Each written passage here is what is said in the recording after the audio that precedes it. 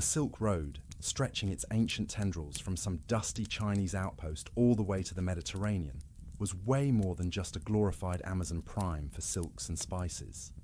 Seriously, guys, picture it not just as a grand bazaar, all shouts and shuffling feet, but as a vast, incredibly leaky pipeline. A pipeline, mind you, not of pretty fabrics, but of whispers, of hidden contracts, of intelligence that could, and often did, rearrange entire empires like a rogue game of Jenga. Now, you're probably conjuring up images of those idyllic caravans, right?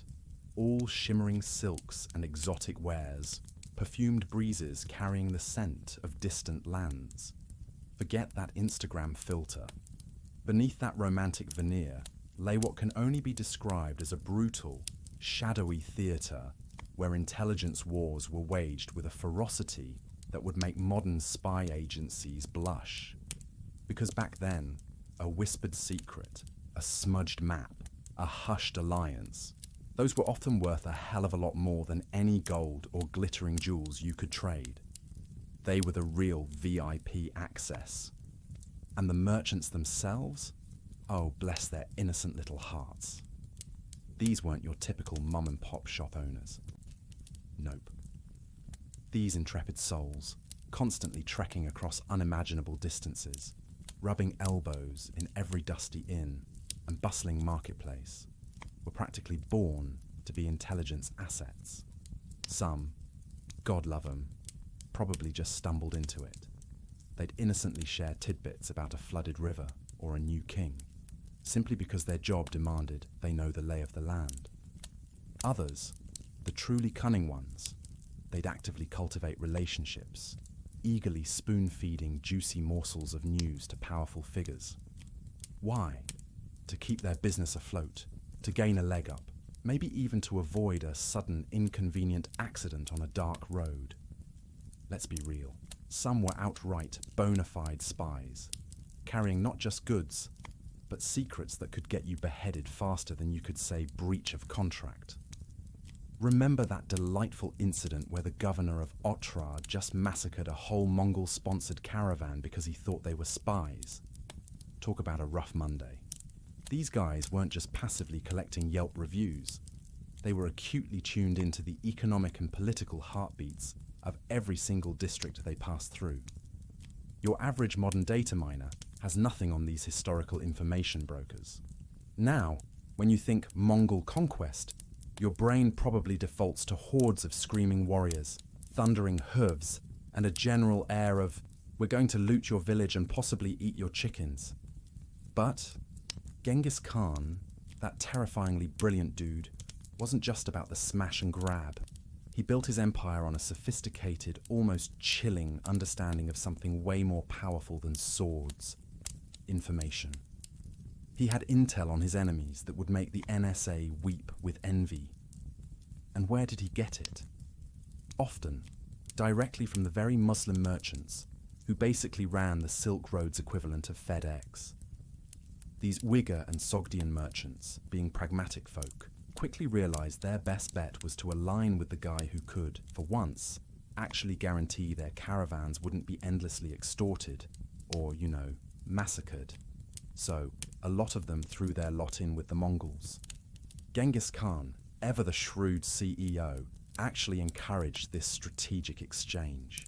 He'd literally sit down and chat with merchants who showed up at his camps, not just to haggle over prices, but to vacuum up every last bit of intel about faraway lands. His personal guard, these guys called Karakchin, weren't just glorified bodyguards. Their job included screening merchants. If a merchant had goods, great. If they had information, that piqued the Great Khan's interest. Bada bing. They were rerouted straight to the boss man. Forget middle management. This was direct access to the top. But the Mongol intelligence network wasn't some cobbled-together startup. It went deep. Genghis Khan and his successors, especially through the kingdoms run by his own daughters. Because yes, even patriarchal empires had powerful women, transformed the Silk Road into an unbelievably efficient machine for both commerce and, crucially, for the lightning-fast exchange of information. His daughters basically helped launch a new world system built on this accelerated flow of goods and vital intelligence. Take Alakai Beki, for instance, one of his daughters, who ruled over the Uyghurs. Her kingdom became a critical communication hub, churning out translators, scribes, and clerks, whose entire job was information gathering within the Mongol system. These Mongol Queens weren't just figureheads. They were active participants in building a complex web that turned the Silk Road into the ancient world's answer to a fiber optic cable. So, my dear astute listener, tonight's little journey into the past isn't just about dry facts. It's about weaving together the known history with a healthy dash of what-ifs. Because, let's be honest, so much of this shadowy world remains, well, blessedly shadowy. We're going to imagine together the sheer perils and the astonishing cunning it took to be a Silk Road spy, operating in broad daylight amidst the chaotic symphony of a bustling market, or melting away into the deepest, most concealing shadows of a desert night. If the idea of high-stakes intrigue, unsolved mysteries, and the often unromantic, brutal realities lurking beneath the glossy, romantic sheen of silk scarves and sparkling gems gets your historical antennae twitching, then you are absolutely in for a treat tonight. So, find that perfect cozy spot, maybe grab a beverage that isn't poisoned, and let's step together into the vast, whispering caravan trails, the glorious cacophony of the markets, the eerie silence of hidden listening posts, and the deadly, cutthroat games played behind the dazzling facade of the Silk Road's grand, ancient commerce. This journey through whispers, gold, and magnificent treachery begins right now. All right, so last we left off, we were dipping our toes into the shadowy world of Silk Road espionage, getting a feel for how secrets travelled faster than silk. But before we truly plunge into the nitty-gritty of ancient spycraft, let's just properly set the scene, shall we? Because when you hear Silk Road, your mind probably conjures up a single, well-trodden path, maybe a bit dusty, but clearly marked, like some quaint ancient version of a national park trail. And you'd be wrong. Very, very wrong. That neat little moniker, Silk Road, sounds so poetic, so organised, doesn't it? Turns out some German geographer in the 19th century just invented it. Probably had a bad case of romanticism. In reality, what we're talking about is a sprawling, utterly chaotic, yet weirdly effective network of tracks, goat paths, mountain passes, and desert trails, all just kind of snaking across Central Asia and China. Forget your mental image of a single road. What you need to picture is less a road and more, honestly, a truly colossal spiderweb. And this isn't just any spiderweb. This is one spun by an arachnid on a global scale. At its absolute core, this network stretched a mind-boggling 5,000 miles. Think about that for a second. That's like driving from New York to Los Angeles and back, then doing it again, and still needing to cover another 1,000 miles, all before the advent of, say, the wheel that doesn't get stuck in sand. This core tethered the ancient, glorious Chinese city of Xi'an, a proper metropolis, to a dizzying array of final destinations, extending clear across the Mediterranean all the way into India. But then, just when you think you've got your head wrapped around that, you have to factor in all those secondary pathways, the little detours, the countless connecting capillaries, the historical equivalent of every back road and alleyway. Add those in, and you're not just doubling the size we're talking about, you're easily tripling it. It's a scale that just laughs in the face of what we typically consider vast. This was a truly intercontinental highway system, built by foot, hoof, and sheer stubbornness, long before anyone even dared to dream of, asphalt, or even a decent set of shock absorbers. And traversing every single strand of this immense continent-straddling web was like stepping into a human kaleidoscope. You had a positively dizzying tapestry of cultures, kingdoms, and empires constantly bumping into each other, mingling, scheming. Over in the east, you had the venerable, immensely powerful civilizations of China, the original masters of silk and intricate porcelain, setting the bar for luxury goods.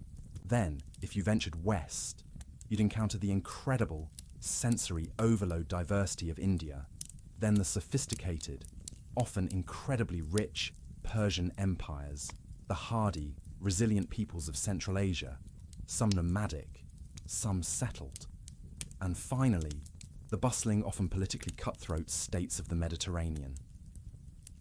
Each and every one of these wasn't just a partner in trade where you could exchange some tea for a bit of wool. Oh no. Every single one was a formidable player in a grand, and often brutally unforgiving game of commercial, and, yes, utterly ruthless intelligence chess. Seriously, imagine it. A grizzled merchant from Venice, probably smelling faintly of fish and ambition, standing shoulder to shoulder with a richly robed trader from Samarkand, both haggling with an emissary from Imperial China, probably wearing a silk robe so fine it looked like spun air. Every shared meal in a noisy caravansaries. Every whispered negotiation over the price of a rare spice. Every moment of casual conversation in a packed marketplace could be a critical opportunity. An opportunity to glean a tiny, crucial tidbit. To confirm a long-held rumour. Or, more nefariously, to deliberately sow a seed of discord that would blossom into full-blown political chaos 1,000 miles away. Gossip wasn't just entertainment, it was a strategic asset. But let's be abundantly clear here. Travelling this incredible network wasn't some blissful, Instagram-ready gap-year adventure. Far from it. Traversing the Silk Road meant staring down immense and often lethally dangerous challenges. Honestly, the sheer, unadulterated grit it took to wake up every day and decide, yeah, I'm going to cross that, is truly humbling. Picture the almost suicidal determination required to attempt to cross the treacherous Taklamakan Desert in western China. This wasn't just a bit of sand. This was a place where colossal sandstorms could literally swallow entire caravans whole, making them vanish without a trace. Or imagine navigating the dizzying, lung-busting heights of the Tian Shan Mountains, where a single misstep could send you plummeting to oblivion. And further east, you had the equally formidable, vast expanses of the Tibetan and Mongolian plateaus.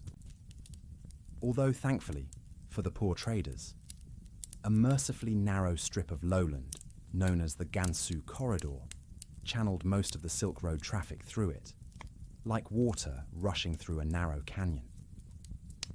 This corridor wasn't just a convenient shortcut, it was the ultimate strategic choke point. Whoever controlled it essentially held the economic jugular of the entire Silk Road in their grip. And for centuries, various powers, from the mighty Chinese dynasties to formidable Turkic tribes and the fierce Tibetans, battled, bled, and died for that control. It was the geopolitical equivalent of owning all the major shipping lanes, and the Suez Canal rolled into one. And you had to fight for it, constantly. The journey itself was just one long-drawn-out exercise in peril management, beyond the very obvious natural obstacles, the soul-crushing heat, sudden, terrifying sandstorms, blizzards that would make modern winter sports, enthusiasts shiver. You also had to contend with a truly delightful array of human-made and natural threats. Debilitating diseases for which there was no WebMD, or even a slightly competent doctor for hundreds of miles. Renegade bandits, whose intentions were, let's just say, significantly less polite than a friendly trade negotiation. And then there were the utterly mundane, yet equally deadly things. A poisonous spring you accidentally drank from. The venomous bite of a scorpion that would probably leave you wishing for bandits, or just the quiet, slow death of thirst. There were no search and rescue teams out here. No one back home in Rome or Chang'an would ever raise an eyebrow if your caravan simply vanished somewhere beyond a dune. This was a world where survival wasn't a guarantee. It was a daily, hard-won victory. It depended entirely on your razor-sharp wits, your ability to haggle your way out of sticky situations, and, let's be honest, an almost miraculous, absurd amount of blind luck. Dental plans, medical insurance, forget about it. You were on your own. This is precisely where the caravansaries stepped in. Think of them not as your average, slightly dingy roadside motel, but as absolute, non-negotiable lifelines. Imagine fortified inns, strategically placed roughly a day's journey apart, like medieval truck stops providing not just a bed for the night, but crucial shelter, essential supplies, and most importantly, security. They were typically massive, formidable structures, usually built right next to a reliable water source, a welcoming oasis or a flowing stream. Picture a sheer, imposing wall, rising several stories high, with only tiny, slit-like windows tucked away near the very top, giving the distinct impression of an unbreachable fortress. You wouldn't just stroll in. You'd approach a truly massive gate, which would be pulled open just enough to admit your weary camels and their precious cargo. Then, with a groan of heavy timber, slammed shut and secured with massive iron chains for the night. You were safe and sound. For now. Inside, it would be a bustling open courtyard, usually paved with flagstones, probably reeking faintly of camel, filled with dozens of exhausted beasts of burden and their even more exhausted human counterparts.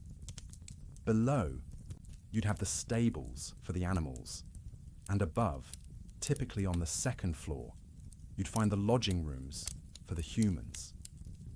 These weren't exactly five-star accommodations. Austere is probably the polite word.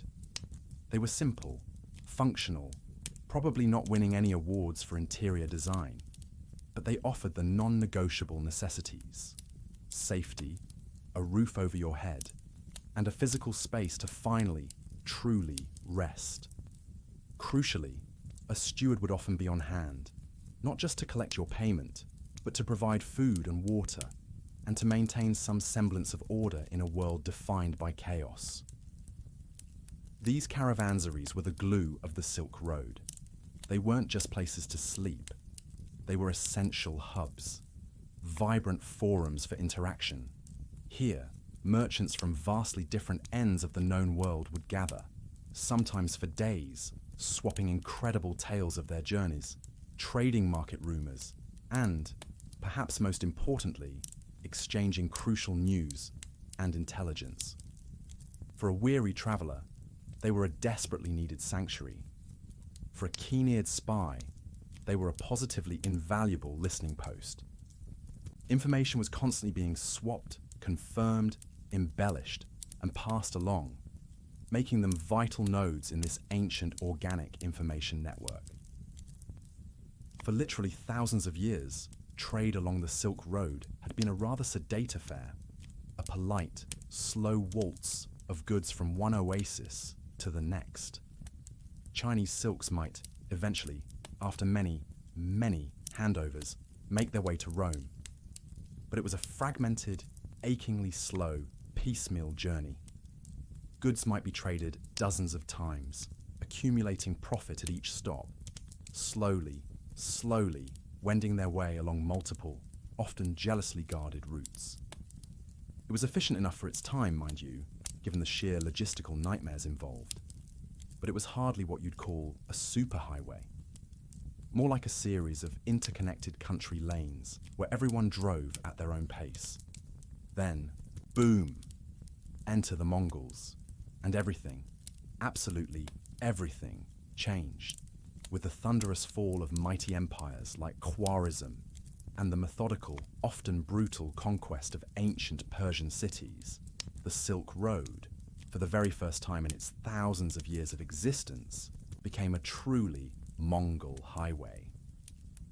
This wasn't just a localized conquest, it was a game changer of epic proportions.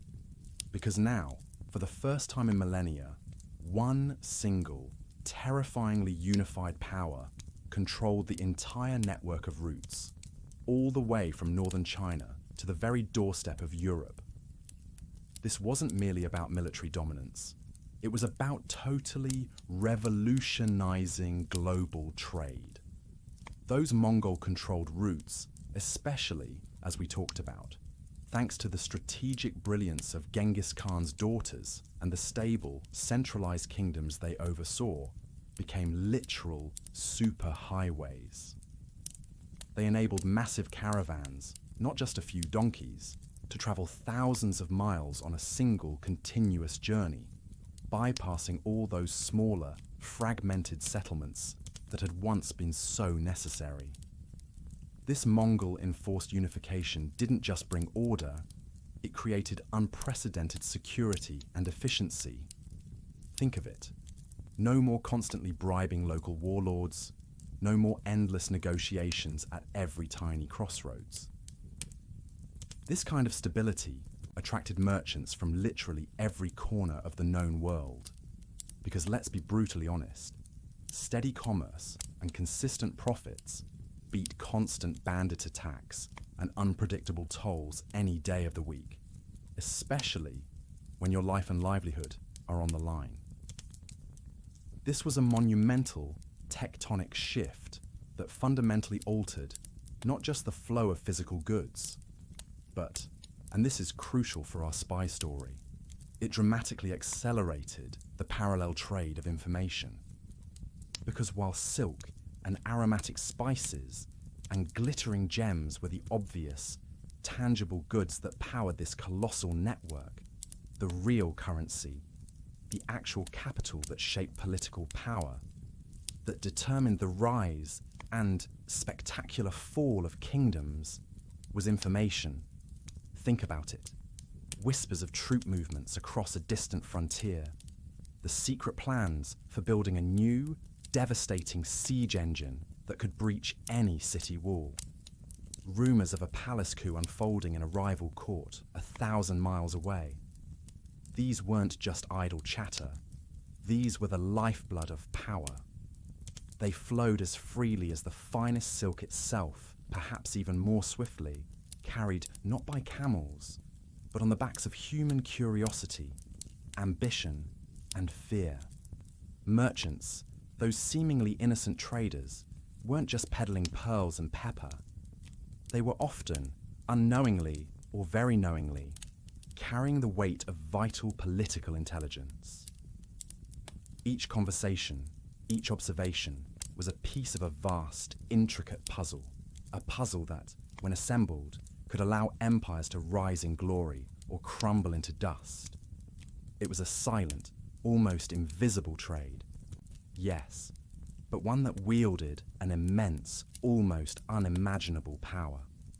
Far, far more power, dare I say, than all the gold and precious stones that ever crossed those vast, demanding, and incredibly secretive Silk Road landscapes. It's time to shift gears, from the vast, dusty canvas of the Silk Road to the rather less dusty, but far more intricate details of the actual players. We've firmly established, haven't we, that information back then was the equivalent of, well, whatever the most valuable, intangible asset is today. Think of it as the ultimate disruptor, far more potent, and frankly, more profitable than any spice or gem could ever hope to be. But the burning question remains, who were the absolute legends, the unsung heroes, or perhaps the perpetually terrified pawns, who acted as the conduits for this priceless, yet incredibly dangerous currency? Well, that would be our seemingly innocent, endlessly travelling merchants. Now, when your average Joe or Jane on the street imagines a merchant, they probably picture some earnest fellow, maybe with a slightly too loud tie and a penchant for haggling, whose entire universe revolves around quarterly reports, profit margins, and making sure the inventory is just so. But out there, on the wild, untamed stretches of the Silk Road, oh, darling, no. These individuals, constantly plying their perilous trade across mind-boggling distances and through myriad cultures, were essentially walking, breathing, multilingual encyclopedias of local knowledge. They weren't just familiar with the routes, they were the routes. Every treacherous shortcut, every hidden oasis, every surprisingly safe haven, and every single bandit-infested canyon. They knew these territories like the back of their calloused, blistered hands. But wait, there's more. Far beyond mere geography, they knew the people. They knew who was currently riding high on the waves of power, and, perhaps more importantly, they knew who was about to crash and burn. They understood the intricate web of feuds and allegiances, and perhaps most critically, they could feel the subtle shifts in the political winds long before anyone in a palace ever caught a whiff. They had their ears to the ground, a finger to the wind, and a sixth sense for trouble. They understood the local customs, the nuances of a dozen different languages, the ever-shifting allegiances of powerful tribal leaders. This wasn't just good for business, it was absolutely, unequivocally critical for intelligence gathering. It was the original big data. And it wasn't just their encyclopedic brains. The very nature of a merchant's life on the Silk Road made them perfect intelligence assets. They were constantly on the move, constantly interacting with new faces, and constantly observing. They were literally everywhere and nowhere, blending seamlessly into the ebb and flow of daily life in countless bustling towns and temporary encampments. Think of them as the original embedded journalists, with a side hustle in selling exotic goods. This unique ubiquity made them absolutely invaluable assets for any ruler looking to keep a finger on the pulse of their sprawling dominion, or more likely, a rival's. The Mongols in particular, the ultimate pragmatists, were quick to cotton onto this rich, untapped vein of human intelligence. These relentlessly expansionist overlords were not in the business of letting any advantage slip through their fingers, and a merchant who'd just arrived from some rival's glitzy court, bubbling over with fresh gossip and astute observations about troop movements, was nothing less than a treasure trove, just waiting for the right key to unlock it. Many, of course, were just simple informants, sharing their observations freely, probably hoping for a bit of imperial favour, or, more likely, just a guarantee of safe passage for their next trip. Others, though, were decidedly more active. They were full-blown spies, working covertly to gather extremely specific information, all beautifully disguised under the utterly plausible cover of legitimate trade. They were the original double agents, selling spices by day, secrets by night. Consider the caravan itself, that absolutely iconic, romanticized image of the Silk Road. It wasn't just a mobile warehouse, clanking along from oasis to oasis. Oh no. It was a rolling, surprisingly sophisticated, intelligence hub. Every single caravan, packed to the brim with goods, and overflowing with people from a bewildering array of backgrounds, crossing through multiple, often mutually suspicious polities, was a literal conduit for breaking news, juicy rumours, and vital, unvarnished observations. The caravan leaders, usually battle-hardened and incredibly well-connected, were often the most astute observers. They'd note everything, the sudden, unexplained movement of cavalry units, any subtle changes in local governance, the horrifying signs of a crop failure that could mean social unrest, or any other shift in the political winds that might impact their trade. And it wasn't just the big lumbering caravans. Let's not forget the couriers, those lean, swift riders who would sprint ahead carrying urgent messages, or gallop back and forth between a merchant's network and a distant patron. These guys were the original high-speed internet of the Silk Road, providing a rapid-fire flow of critical, time-sensitive information. And while we might not think of them as guilds in the formal, rigid European sense, there were established networks of trusted merchants, often from the same ethnic or religious backgrounds, who relied heavily on sharing information among themselves to protect their mutual interests in a world without formal legal protections. This shared intelligence wasn't just about the fluctuating price of saffron in Samarkand or the fluctuating tariffs in Damascus. It was inevitably about the stability of the local government, the health and temperament of key political figures, and, most pressingly, the latest military developments that could impact their next journey. They were, truly, the ancient world's localized news channels, covering everything from the latest palace machinations and court gossip to ongoing military skirmishes and significant economic shifts, from the bustling, exotic markets of Persia to the rigid imperial courts of faraway China. They were the 24/7 news cycle, but with camels and dust, and no ability to fact-check. Well, not easily anyway. But it was the Mongol Empire, in their almost terrifying, brutal efficiency, who truly took this somewhat haphazard, organic intelligence gathering and systematized it into a genuinely strategic, empire-building advantage. When the Mongols exploded out of the steppes and swept across vast swathes of Asia, they didn't just conquer territories. They integrated them into a single, cohesive, albeit ruthlessly controlled system.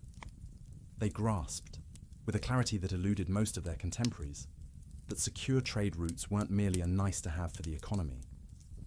They were absolutely fundamental for gathering intelligence and maintaining their iron-fisted control over their newly acquired dominions.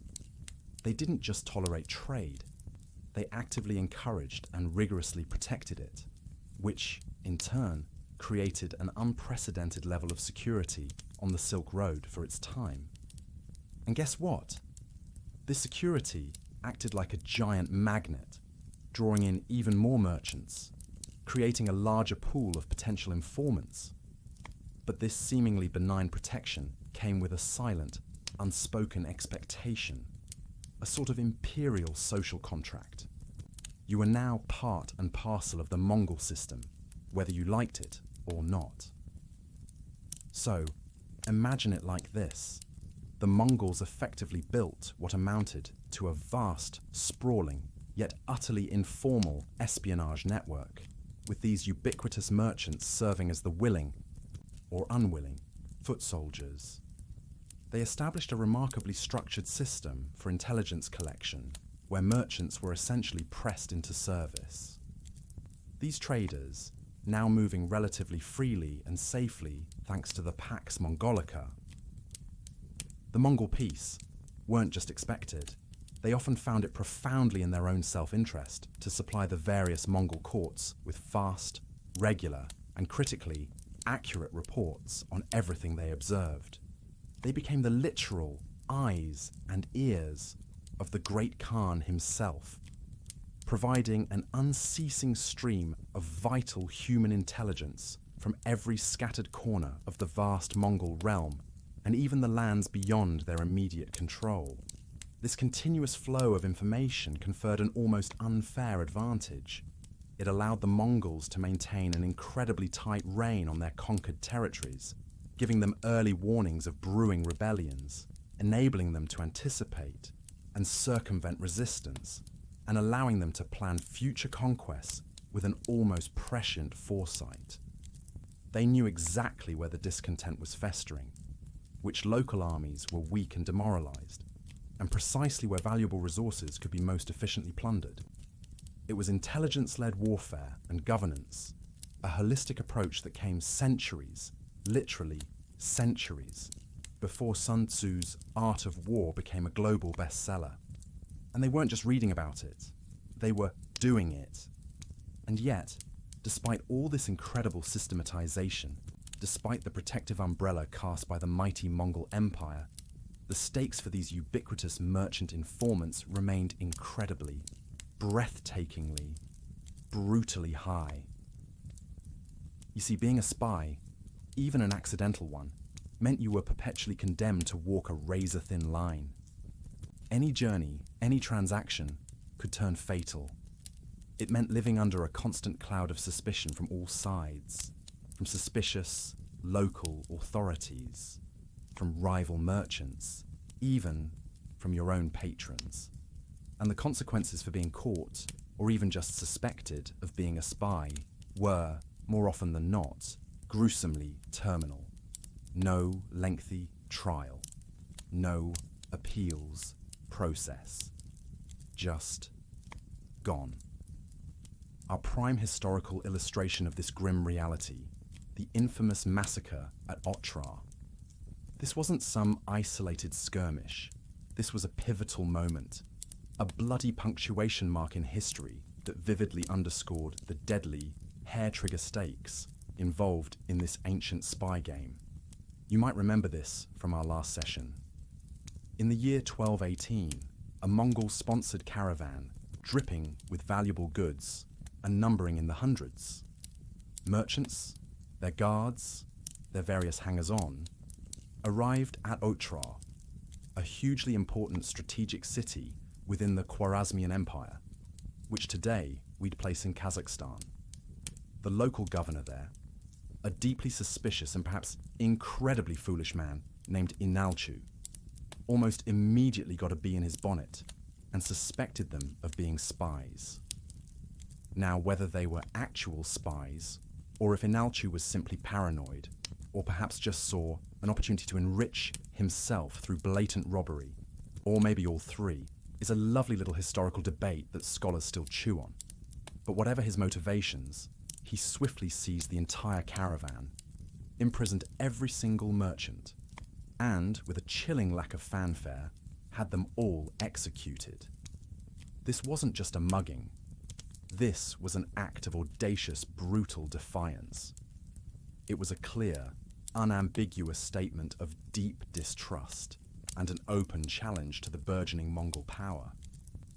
And when news of this cold-blooded massacre finally reached Genghis Khan, and by now you know how incredibly fast his intelligence network operated, even across vast continents, he was, to put it mildly, beyond furious. He had already dispatched envoys earlier to demand restitution. But Inalchu, bless his stubborn heart, decided to double down on his defiance. He executed one of the Mongol envoys, a sacrilegious act in a diplomatic world that respected envoys, and sent the others back to their furious Khan, with their heads humiliatingly shaved. This wasn't just a political misstep. For the Mongols, it was an absolutely unpardonable insult to a people who understood the delicate dance of diplomacy and the absolute inviolable sanctity of an envoy. The Otrar massacre, in essence, lit the fuse that ignited the full, terrifying fury of the Mongol war machine, unleashing it with unprecedented ferocity upon the Khwarezmian Empire. It wasn't merely about bloody revenge for stolen goods or murdered merchants, though that was certainly a powerful motivator. It was about something far more fundamental: the absolute Mongol reliance on guaranteed trade protection and the sacred treatment of envoys, both of which were utterly central to their entire intelligence-gathering apparatus. This single, brutal incident demonstrated, with chilling clarity, that for any merchant foolish enough to dabble in intelligence gathering, even under the supposed patronage of the mighty Mongol Empire, one wrong move, one paranoid local governor, could lead to a horrific, anonymous end. It underscored, in no uncertain terms, that while information was indeed the ultimate power, it was also a supremely dangerous, potentially fatal cargo to carry. Your life, quite literally, depended on how flawlessly you played the game, and sometimes, even then, against forces beyond your control, it simply wasn't enough. It's enough to make you grateful for HR departments and whistleblower protections, isn't it? Well, now that we've established that harrowing point, let's peel back another layer of this grand, brutal conspiracy. Because the true brilliance of Mongol espionage wasn't just about terrorizing merchants into snitching or building a surprisingly efficient postal system. Oh no. It ran far deeper. It was woven into the very fabric of their imperial strategy, often through the most unexpected and incredibly personal of channels: the strategic marriages of Genghis Khan's daughters. You might be thinking, political marriages? Snore. All about inheriting some dusty plot of land or brokering a lukewarm peace treaty. Dry stuff, right? But Genghis Khan, that bald head of his packed with strategic genius, he wasn't just marrying off his daughters for some quaint alliance or to merely expand the family tree, like some proud grandpa trying to get his kids settled. He was using them as living, breathing, incredibly powerful chess pieces. Seriously, imagine explaining that to your therapist. His daughters became the literal queens of newly formed, utterly vital kingdoms, strategically placed like sentinels along the Silk Road. Each one of them, a fresh, powerful female dominion positioned at a critical trade node. Think of it less as a wedding and more as a hostile takeover. Each marriage wasn't just a union of two people. It was the annexation of a critical geographical point, a strategic move that allowed the Mongols to control key choke points along the trade routes and, crucially, to facilitate a highly controlled flow of both precious goods and even more precious intelligence. These incredibly powerful women were not just symbolic figureheads paraded around for show. No, that was never the Mongol way. They were known as their fathers' shields, strategically placed around the burgeoning Mongol homeland, not just to protect it, but to actively expand its influence and grip over the conquered peoples and established trade routes. While his sons were often out on the battlefield, charging headlong into glory or internal squabbles, Genghis Khan's daughters were doing something far more subtle, arguably far more foundational, and definitely more long-lasting. They were meticulously establishing the very backbone of the Mongol intelligence system. They were the original architects of empire, just without the flashy titles. Now imagine these Silk Road kingdoms, each under the firm, capable hand of one of Genghis Khan's daughters, not as isolated duchies, but as seamlessly interconnected branches of a vast ancient global corporation. You know, like a pre-Amazon, pre-Google, highly diversified and utterly ruthless conglomerate. This wasn't some wishy-washy, let's all hold hands and sing Kumbaya alliance based on fluffy feelings. No, this was a highly efficient, tightly organized system of control, designed in a boardroom that probably smelled of horse and dried meat. These formidable Mongol queens practiced what any modern MBA would instantly recognize as interconnected investment, meticulously sharing resources, leveraging assets, and, most importantly, brokering intelligence like seasoned Wall Street traders with very sharp daggers. For instance, one daughter, let's call her Alakai Beki, who was ruling a kingdom deep within China, might have considerable financial interests, or let's just say shares, in those vast animal herds all the way over in Iraq. Or perhaps she had a significant stake in the thriving fur trade, managed directly by her sister Chetchagan, whose domain stretched out into the frozen, vast reaches of Siberia. Another sister might hold the trump card, controlling claims on the absolutely massive silk production coming out of China, ensuring a steady, luxurious flow for the elite. And you can bet your last copper coin that they all undoubtedly enjoyed the fruits of their collaborative labour, perhaps sipping fine Uyghur wine, delivered fresh from the Silk Road oases that fell squarely within a sister's territory. Talk about a closed-loop supply chain. This wasn't merely efficient commerce, mind you.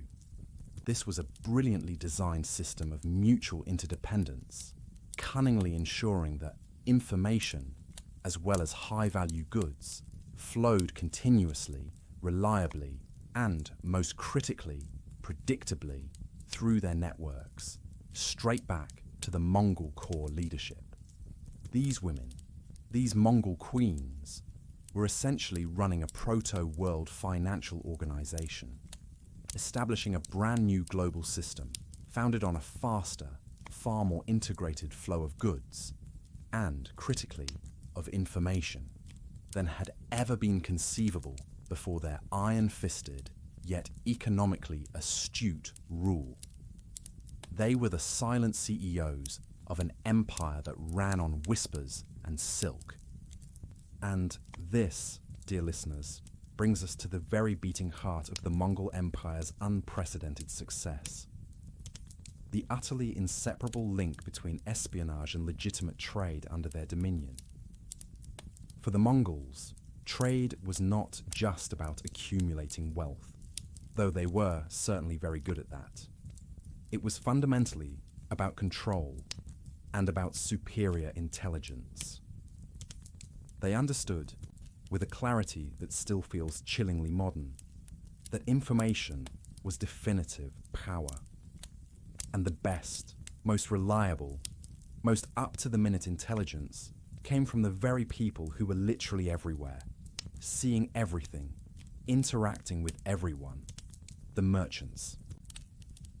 As we've thoroughly explored earlier, while the Mongols were incredibly pragmatic about just how useful these merchants could be as informants, they certainly weren't above making them active, and sometimes even wildly unwilling participants in their vast, overarching espionage network. Imagine the pressure. So, those ever-present merchant caravans, those seemingly innocent mule trains laden with lustrous silks, exotic spices and glittering gems, were in reality also carrying the heaviest, most volatile, and most potentially deadly cargo of all: secret information. The phrase shipping sensitive data takes on a whole new meaning, doesn't it? No encrypted files, just a well-placed memory and a nervous disposition. The Mongols hadn't just accidentally stumbled upon a good thing either. They didn't just simply demand information from arriving merchants. They built an entire, intricate system that actively funneled it to them. Remember the YAM? That unbelievably efficient postal, communication and intelligence relay system? Well, it wasn't just for official decrees or those urgent, terrifying military orders. It was also a critical, pulsating artery for intelligence. Information, whether it was gleaned from a chatty merchant, from local informants carefully cultivated by those strategically appointed ruling daughters, from a lonely scout observing troop movements, or from any weary traveller passing through Mongol territory, all of it was meticulously fed into the YAM. This allowed the Mongol court, the central command, to receive intelligence from the most distant, far-flung frontiers of their ever-expanding empire in days, or at most a few weeks, rather than the agonizing, often irrelevant months that their predecessors had to endure. This rapid-fire communication gave them an unparalleled strategic advantage, allowing them to make critical decisions, anticipate brewing threats, and coordinate massive, multi-pronged movements of armies with a precision that utterly baffled and terrified their enemies. They didn't just casually understand the theoretical, importance of intelligence, they literally mechanized its collection, analysis, and dissemination, effectively turning the entire Silk Road into their central nervous system. It was the ultimate ancient panopticon, with every caravan a tiny security camera. And now, take a moment to truly appreciate the sheer geographic and political complexity the Mongols faced and incredibly overcame. On one hand, you had the vast, fluid, constantly shifting landscape of the nomadic steppe, a world where life itself was defined by constant movement, by the rhythm of herds and seasons. On the other, you had the ancient, highly structured, utterly sedentary empires, with their imposing walled cities, their meticulously organized markets, their rigid social hierarchies, and their deeply ingrained traditions. Integrating these two wildly, almost fundamentally different systems was no small feat. It was akin to trying to seamlessly merge a free-roaming herd of wild horses with a meticulously laid out, deeply entrenched urban grid system. Yet, the Mongols, leveraging their unparalleled knowledge and their tightly controlled information flow, managed to not just do it, but to excel at it. It was a masterclass in global logistics and cultural integration, with a strong emphasis on my way or the highway. They didn't just conquer. They inadvertently, though brilliantly, created a kind of unified field theory for trade, communication, and governance. They built the fundamental infrastructure, meticulously safe routes, conveniently spaced and abundantly stocked resting stations, those invaluable caravansaries we talked about, reliable sources of fresh water, even relief animals for exhausted beasts of burden, stable, universal currency, and perhaps most surprisingly, extensive bridge building projects.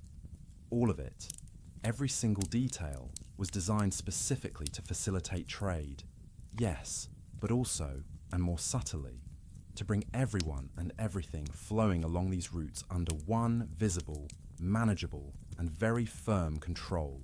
This new, integrated system allowed them to drastically regulate tolls, eliminating the arbitrary, costly protection rent that had made long-distance trade so unpredictable and incredibly expensive before their arrival.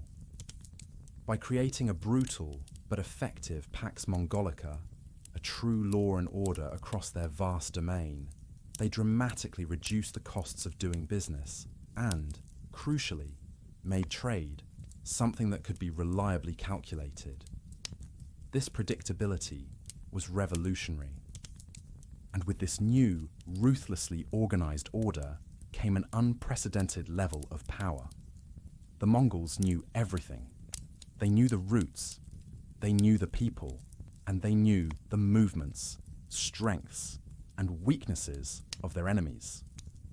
This comprehensive, continually updated knowledge wasn't just for logistical or military advantage. It transformed into a potent psychological weapon. It allowed them to instill a pervasive, almost mystical fear in those they conquered, and compelled even the most reluctant allies into submission. When you possess this kind of omnipresent intelligence, when you can anticipate virtually every single move of your adversaries, you truly become an almost supernatural, unstoppable force. Merchants, who before the Mongols had been perpetually wary of venturing too deeply into the vast, unknown, and dangerous steppe, now found themselves in a scenario where secure trade opportunities came directly to them, all under unified policies and an almost unheard of level of safety. This new, hyper-efficient system, while undeniably beneficial for trade and economic prosperity, also came with a rather significant catch: constant, unblinking surveillance. You were safe, yes, but you were also seen. Every transaction you made, every casual conversation you had in a distant caravanserai. Every single movement you made was potentially observed, dutifully recorded, and smoothly integrated into the vast, complex web of Mongol intelligence. It was a Faustian bargain, security and prosperity, in exchange for unwavering, top-down control and absolute transparency to the Khan. And in a world as inherently dangerous and fragmented as the Silk Road had been previously, for many, perhaps even for most, that chilling trade-off for a new, predictable, if somewhat terrifying order was well worth it. It's enough to make you think differently about your smart home devices, isn't it? All right, you intrepid listeners, we've officially crisscrossed the vast, bustling, and oh-so-secretly monitored Silk Road. We've peered into how the Mongols, with their terrifying efficiency and a management style that would make a modern CEO drool, leveraged everything from strategic family planning, aka marrying off their daughters, to unsuspecting merchants to build an intelligence network so potent it was practically a superpower. Now, let's pivot from the dusty boardrooms of ancient empires to the blood-soaked battlefields, because all that meticulously gathered intelligence wasn't just for, knowing who was arguing with whom in the next caravanserai. Oh, sweet summer child, no. That information was systematically collected, ruthlessly analysed, and then, with cold, calculated precision, weaponized. This intelligence wasn't just a byproduct, it was the unseen hand that typically guided the thunderous hooves of the Mongol armies, transforming mere logistics into an art form of tactical surprise and unparalleled, blink-and-you'll-miss-it rapid movement. You see, for the Mongols, warfare wasn't simply about brute strength or overwhelming numbers. Though, let's be fair, they were rather good at both. Their military campaigns were less about raw power and more about being absolute masterpieces of information-led strategy. They understood, fundamentally, that knowledge, delivered into the right hands at precisely the right moment, was just as devastating as 1,000 charging cavalrymen. The intel, painstakingly gleaned from their extensive network of Silk Road spies, our chatty merchants, disgruntled defectors, eagle-eyed scouts, even those seemingly innocuous travellers sharing a cup of suspiciously green tea in a roadside inn, shaped every single tactical move. This almost clairvoyant intelligence allowed them to know the terrain like the back of their sun-baked hands, to anticipate enemy movements with unnerving, almost prescient accuracy, and to strike with a tactical surprise that consistently left their adversaries bewildered, demoralized, and utterly broken before a single arrow had truly found its fatal mark. Imagine, if you can, the Mongol generals back in their war tents, not just poring over crude, hand-drawn maps that looked like children's scribbles, but almost certainly receiving what, for the 13th century, were essentially real-time updates. Data on enemy troop strength, their current morale, or lack thereof, the state of their supply lines, or where they were weakest, and even their internal squabbles. This kind of granular information allowed them to bypass supposedly impregnable fortifications, to deliberately cut off enemy escape routes, and to seemingly materialize out of nowhere, precisely where they were least expected. It was the ultimate psychological warfare. The enemy often truly believed the Mongols were sorcerers, some kind of unstoppable, magical force, simply because they couldn't conceive of how anyone could be so incredibly, consistently well-informed. Now, to be entirely fair, it wasn't just the Mongols who understood this. Other armies operating in the vast interconnected regions touched by the Silk Road also relied heavily on information gathering, albeit perhaps without the same ruthless, horrifyingly systematized efficiency that marked the Mongol war machine. Local warlords, savvy tribal chiefs, and the established, albeit often fragile empires would all employ their own networks of scouts, spies, and informants. These silent providers of intelligence might be anyone: disgruntled peasants tired of their oppressive rulers, rival traders eager to sabotage their competition, or even local spiritual leaders who would pass on juicy tidbits of information in exchange for protection, tax breaks, or simply special favors. Knowing, for instance, that a rival force was running dangerously low on water during a grueling desert crossing, or that their general was notoriously superstitious and could be easily tricked by a strategically placed omen, could not just turn the tide of a minor skirmish, but fundamentally alter the outcome of a major battle. The Silk Road's constant, relentless flow of people meant that information, much like the occasional plague, spread with alarming rapidity. An experienced commander understood that an unexpected caravan arriving from a rival territory could bring not merely exotic goods and strange tales, but crucial whispers of dissent brewing in an enemy's ranks, news of new, desperate alliances, or, deliciously, information revealing critically weakened defenses. These commanders had to be masters of filtering the endless noise, discerning the often elusive truth from the abundant, often conflicting rumors, and then, most crucially, acting decisively on what they learned. It was a perilous, high-stakes game, played with human lives hanging in the balance, where the wrong piece of information, or the right piece ignored, could mean utter annihilation. But the real secret source, the true technological marvel that transformed those vast, sprawling commerce networks into pulsing, literal military intelligence arteries, was undoubtedly the Mongol yam. We've touched upon it, I know, but it truly deserves its own quiet, reverent moment in the spotlight. Think of the yam not as merely a postal service, like your friendly neighborhood mail carrier. No, my friends, think of it as the ancient world's first high-speed, dedicated, and incredibly secure communications network. Its primary, overarching purpose was, without a shadow of a doubt, to speed the relay of critical intelligence across those almost unimaginable, vast distances. These YAM stations, strategically positioned roughly every 25 to 30 miles, which, for the uninitiated, represented a full day's grueling ride by horseback, weren't just simple stables for fresh mounts. Oh no.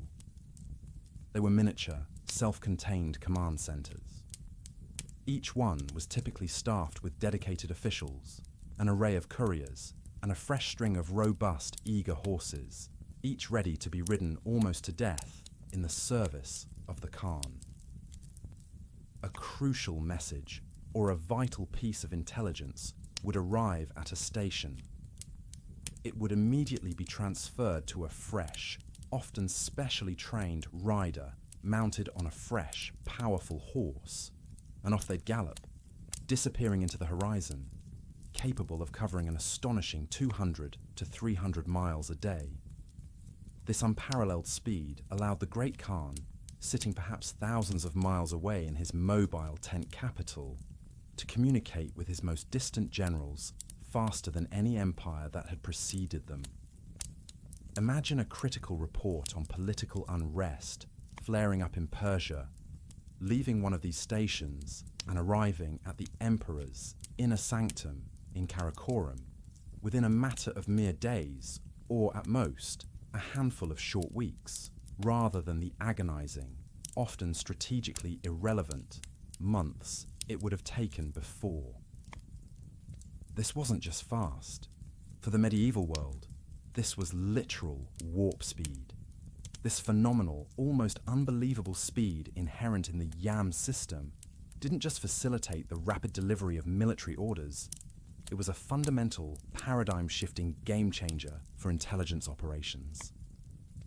Information meticulously collected by those merchant spies, by the omnipresent daughters' kingdoms, by diligent reconnaissance scouts, all of it now had a direct, exclusive, express lane straight to the central command.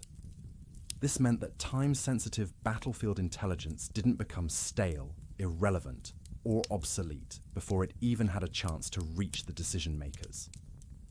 They could react to rapidly changing circumstances, ruthlessly exploit sudden, fleeting vulnerabilities, and brilliantly avoid ambushes with an unprecedented agility. It transformed vague, unreliable whispers into precise, actionable intelligence, effectively turning what were fundamentally commercial networks into the pulsing, vital arteries of military intelligence, thereby allowing the vast, terrifying Mongol war machine to function with a level of coordination and strategic foresight that left their enemies perpetually, hopelessly behind the curve. To be completely honest, it was probably enough to induce sustained, debilitating nightmares in their adversaries.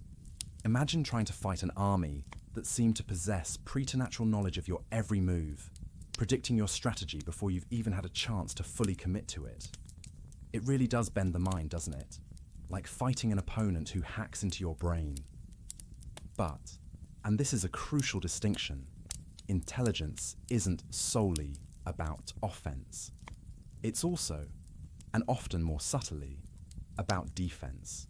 On the Silk Road, where immense, almost unimaginable wealth was constantly in perilous transit, safeguarding the valuable caravans, protecting the bustling cities, and securing those crucial trade hubs from the predations of rival powers. And, of course, the ever-present scourge of opportunistic bandits was just as vitally important as any glorious conquest. This is precisely where defensive espionage practices came into play. A quieter, often unseen battle waged relentlessly in the deep shadows. Caravans, despite their often formidable armed guards, were inherently vulnerable. Their defense, surprisingly, often began long before they even broke camp. Experienced caravan masters, the original supply chain managers, would meticulously leverage their own informal, yet incredibly effective, networks of informants. They'd painstakingly gather intelligence on current bandit activities, recent successful raids, or particularly troubled areas currently considered too risky. Based on this constantly updated information, they would meticulously adjust their chosen routes, their meticulous travel times, or, crucially, their security measures. Sometimes this meant the practical decision of hiring an extra contingent of hardened guards for a particularly perilous stretch of road, or, perhaps, a less glamorous but equally effective strategy of simply paying off a local chieftain for guaranteed safe passage through their territory. Essentially, a form of protection money backed by a clear-eyed threat assessment. Information about a powerful rival's precise movements, perhaps gathered by a cunning spy cleverly disguised as a devout pilgrim or an innocuous, casual traveller, could mean the difference between a minor delay and a total, devastating annihilation of the caravan. It was a constant, nerve-wracking game of cat and mouse, where survival in this brutal ecosystem relied entirely on possessing and acting upon superior, timely information. For the magnificent cities and major trade hubs that dotted the Silk Road, defensive espionage was an even more complex, multi-layered affair. These bustling centers of wealth, culture, and power were prime, lucrative targets. Their cunning rulers would not only employ their own elaborate intelligence services to monitor overt military threats, but also, and more subtly, to keep a vigilant eye on internal dissent, the subterranean rumblings of potential rebellions, or the insidious activities of rival, covetous cities. They would dispatch their own highly trained spies, often disguised as ordinary citizens, or surprisingly, as merchants themselves, to discreetly gather vital information from neighboring territories. This critical intelligence would allow them to anticipate a looming siege, to reinforce their fortifications strategically, or to immediately secure vital resources long before an inevitable attack materialized. It was strategic planning based on informed foresight. Think of the sheer sophistication of the intelligence gathering that must have transpired within a cosmopolitan city like Samarkand or the ancient heart of Kashgar. The various officials would be intensely keen to know absolutely everything about the economic stability of their key trading partners, to track any sudden changes in political leadership in distant lands, or to acquire precise details about any new, potentially disruptive technological advancements emerging from rivals, especially those concerning weaponry or the latest siegecraft. Merchants, upon their arrival from various far-flung parts of the Silk Road's vast network, would be subtly, or, for the more desperate, not so subtly, interrogated for any scraps of news. Foreign envoys, while nominally protected, would be constantly watched with a hawk's eye, and local populations would be actively encouraged, perhaps even incentivized, to report any and all suspicious activities.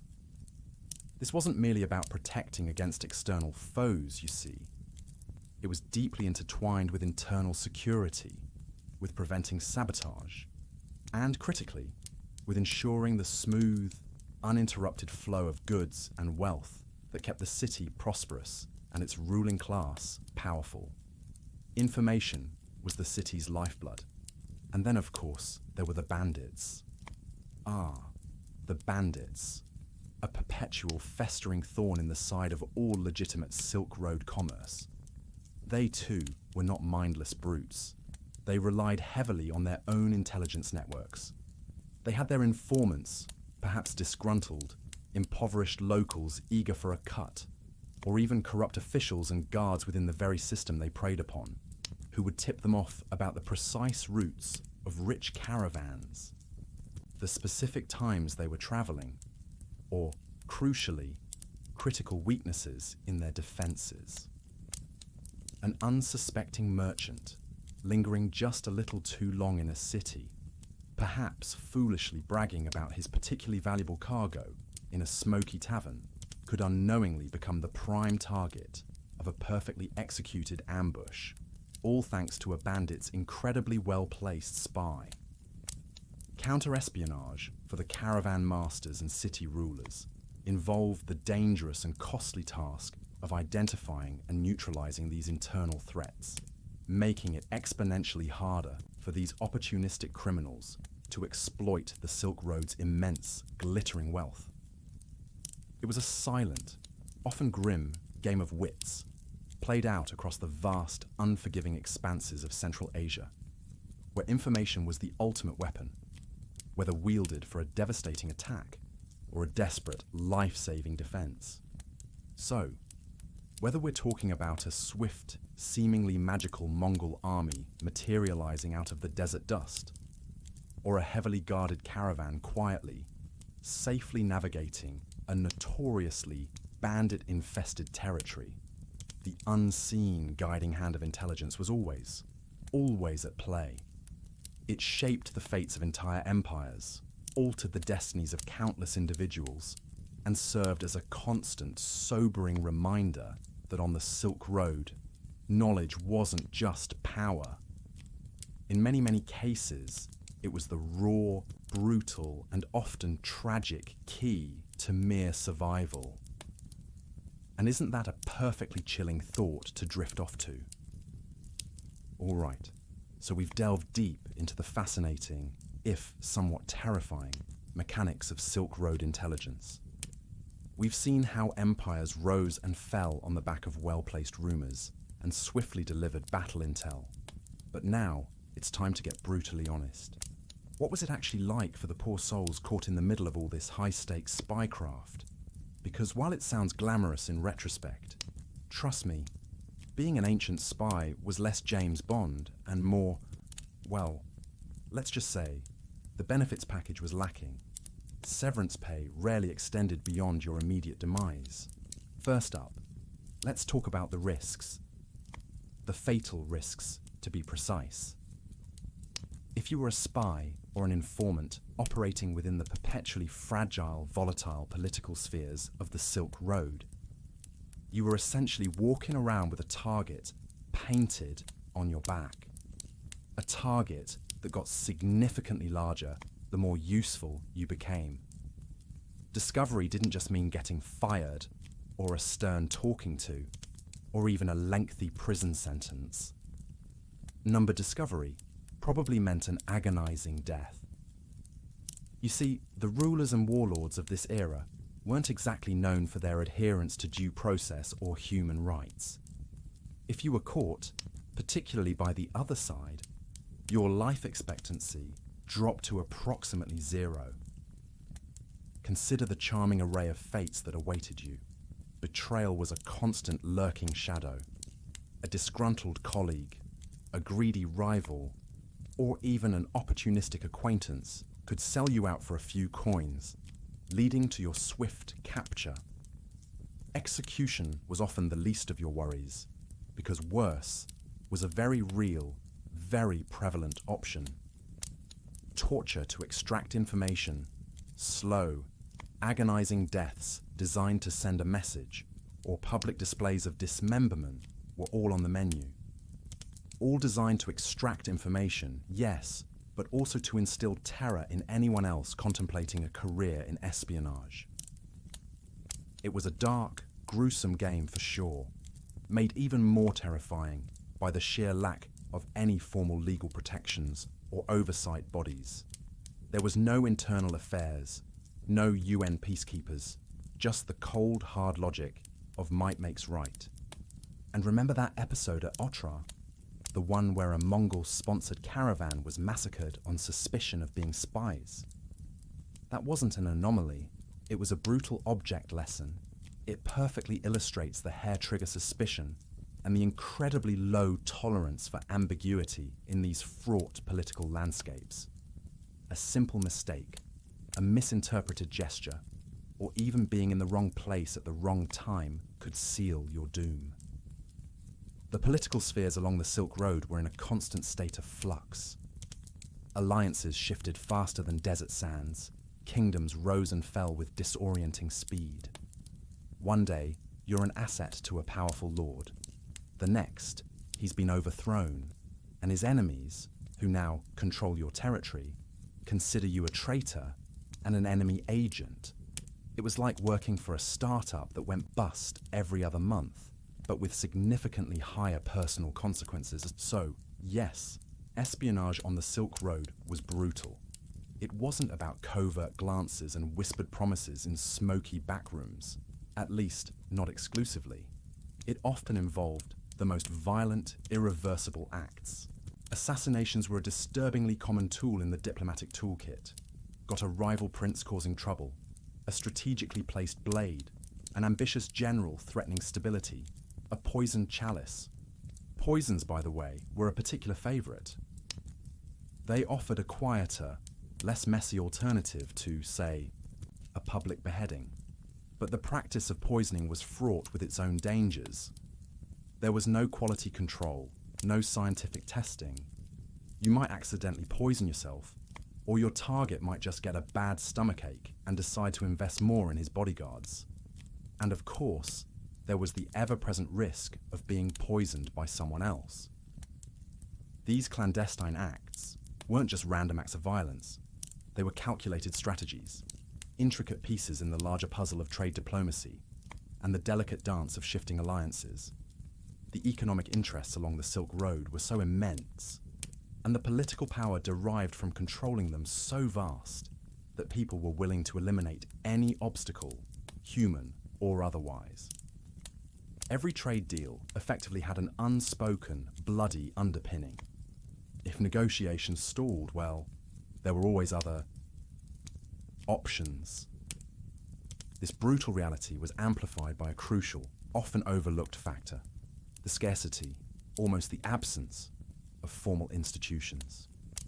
Unlike today, where spy agencies have clear hierarchies, chains of command, and, theoretically, oversight, however tenuous, Silk Road espionage operated in a far more fluid, personal and dangerous landscape.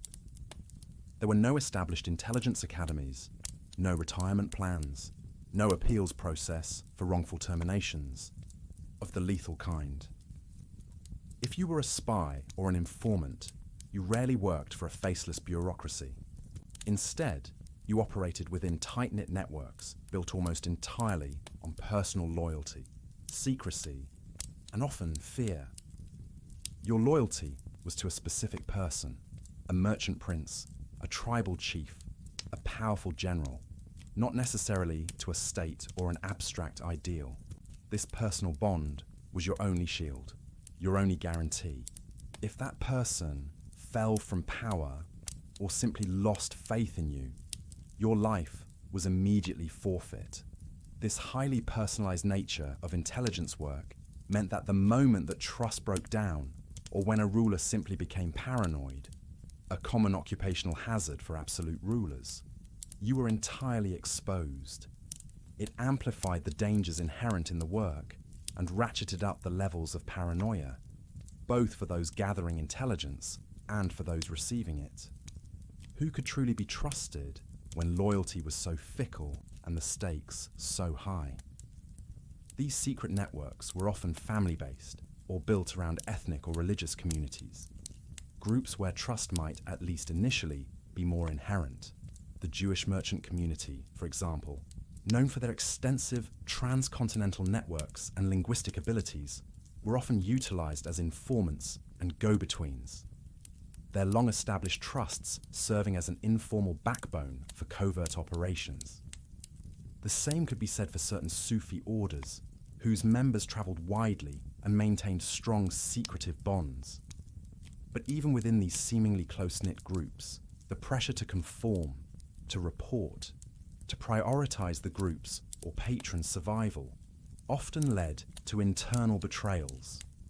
It was a constant cycle of suspicion and fear, where today's trusted confidant could be tomorrow's betrayer, and vice versa. Because when formal rules don't exist, personal bonds become everything, and breaking those bonds becomes the ultimate, most devastating weapon. This lack of institutional memory and formal structure also meant that intelligence practices, while often highly effective, remained largely localized and informal, relying on the shrewdness and ruthlessness of individual actors rather than established protocol. Each spy ring was its own volatile ecosystem. So, while the silks were luxurious and the spices fragrant, the trade in secrets on the Silk Road was a grim, brutal business. One that paid handsomely if you succeeded, but exacted the ultimate price if you failed. And that, dear listener, is the chilling reality of ancient espionage, where the cloak and dagger were often far more literal than metaphorical, and very, very sharp. Enough to make you appreciate the quiet predictability of modern life, isn't it? Now, let's just properly, explicitly talk about those secrets themselves, because on the Silk Road, information wasn't merely currency, it was a matter of life and death, profit and ruin, and certain pieces of intel were so explosively valuable, they were absolutely worth killing for. First up, you had the delicate, ever-shifting puzzle of tribal alliances. Imagine the political military landscape of Central Asia as a perpetually changing, incredibly complex Venn diagram of loyalties. Knowing who was secretly allied with whom, who was currently negotiating a tentative peace, or whose long-standing allegiance was about to catastrophically shift, could literally mean the difference between a peaceful, uneventful passage for your caravan and a sudden, brutal, incredibly bloody ambush. A powerful chieftain's daughter being married off into a neighboring, equally powerful tribe. That's not just a wedding, it's a profound strategic alliance, and almost certainly a shift in regional power dynamics. And if you knew which way that critical alliance was truly leaning, you automatically possessed an enormous edge. For a merchant, Knowing if the next valley his goods had to pass through was controlled by a friendly, hospitable tribe or a fiercely hostile one was absolutely paramount. For an empire, knowing the true extent of an enemy's allies meant understanding their real strength, their inherent weaknesses, and their potential unspoken plans. Leaking news of a secret alliance could destabilize an entire volatile region, trigger a preemptive, devastating military strike, or solidify a new, formidable power block overnight. These weren't just idle rumors, these were bona fide state secrets, capable of reshaping maps. Then, there were the secrets of military movements. This, perhaps more than any other type of intelligence, carried the most immediate and impactful weight. Knowing a rival's precise troop strengths, their intended routes, down to the very watering holes they'd use. The vulnerabilities in their supply lines, and their estimated time of arrival at a key strategic point was, quite literally, a matter of victory or total, humiliating defeat. Imagine the sheer crippling panic that would grip a city if news spread that a vast conquering army was mobilizing somewhere outside its gates, but you didn't have a clue as to their exact target. A well-placed spy, a brave informant could confirm their precise heading, reveal their true numbers, or even more crucially, warn of a devastating flanking maneuver. For an expectant general, this type of clear, actionable information was literally worth more than gold. It was the key to tactical supremacy. For a beleaguered city preparing for an imminent siege, it was nothing less than salvation itself, allowing them precious time to prepare. For an on-the-move caravan meticulously planning its next leg of the journey, it was the critical difference between a safe, uneventful passage and being caught, catastrophically, between two warring factions. A truly unenviable position. Military intelligence covered everything from vast nomadic armies preparing for a major invasion to smaller raiding parties looking to pillage. This was the exact kind of knowledge that allowed the Mongols to achieve their incredible, almost legendary, tactical surprises, making them seem to appear out of thin air because a humble merchant or a skilled scout had accurately reported the enemy's disarray or slow progress. Trade embargoes were another exquisitely sharp type of high-value secret. In an ancient economy that was entirely, utterly dependent on the often fragile, free-flowing movement of goods and capital, an embargo wasn't just a political statement. It was a devastating form of economic warfare. Knowing that a powerful ruler had just unilaterally forbidden all trade with a certain region could send market prices for crucial commodities soaring or plummeting into oblivion.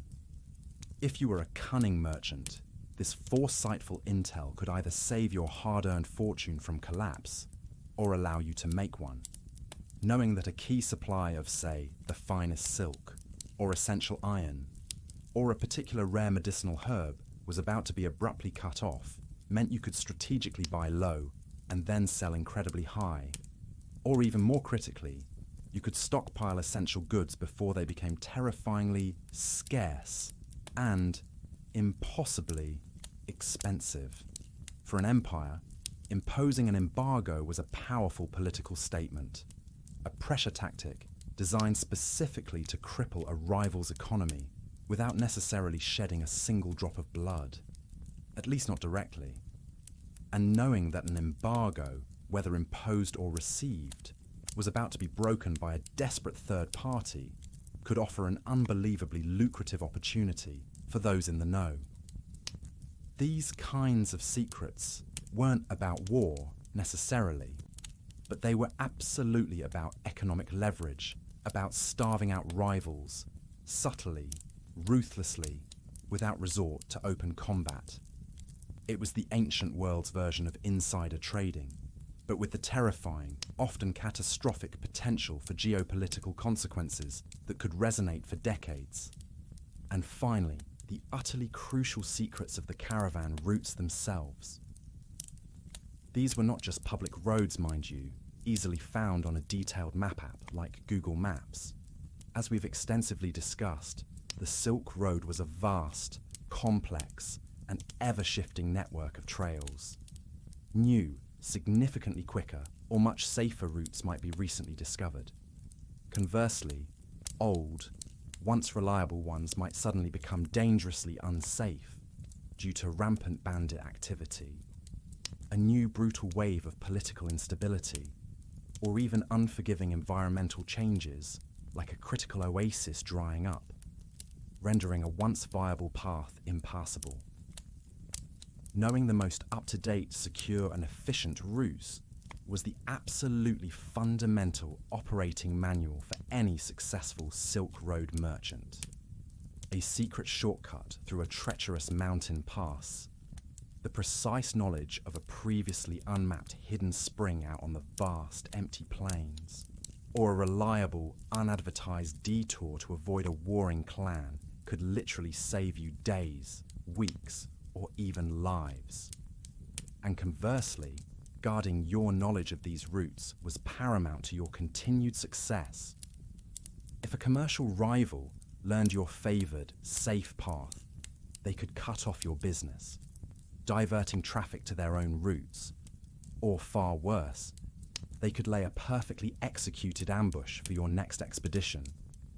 This wasn't just about efficiency, it was about market dominance and sheer survival. All of these secrets, endlessly simmering just beneath the surface of seemingly mundane trade, were, quite literally, worth killing for. Given this immense, almost incalculable value of information, it goes without saying that merchants and their shadowy agents weren't exactly shouting their findings from the camel tops. No, they guarded their intelligence fiercely, employing methods that might seem quaint or primitive by today's hyper-technological standards, but were, in their time, remarkably effective. Codes were certainly used, though not necessarily the complex, seemingly impenetrable cryptographic ciphers we rely on today. These were more often simple substitution codes, prearranged signals, or even nuanced oral traditions and complex poetic structures that only a select few initiates understood. A seemingly innocent letter discussing a spice shipment might, in fact, contain intricately coded messages about imminent troop movements. A meticulously drafted trade agreement might subtly carry hidden terms about political allegiances. It was all about maintaining plausible deniability. You couldn't, after all, be accused of treason if the message was cleverly disguised as a routine shopping list for the next market. The art of plausible deniability was, for these ancient spies, a daily necessity. And then there were bribes. The timeless universal lubricant of illicit information. You want to zealously guard a secret? Pay someone handsomely to keep their mouth shut. You want to boldly steal a secret? Pay someone else even more handsomely to open theirs. Bribes, then as now, could keep a suspicious port official from meticulously inspecting a truly sensitive cargo, or convince a rival's guard with a well-placed pouch of coins to look the other way at a critical moment. For a sufficiently well-placed bribe, you might gain unfettered access to a competitor's closely guarded financial ledgers, or perhaps discover the precise timing of their crucial next shipment. The Silk Road's constantly fluid, often permeable political landscape meant that loyalty, far from being an inherent virtue, was a quantifiable commodity, and quite often it could be bought, sold, or rented. You'd pay a local chieftain for guaranteed safe passage through their territory.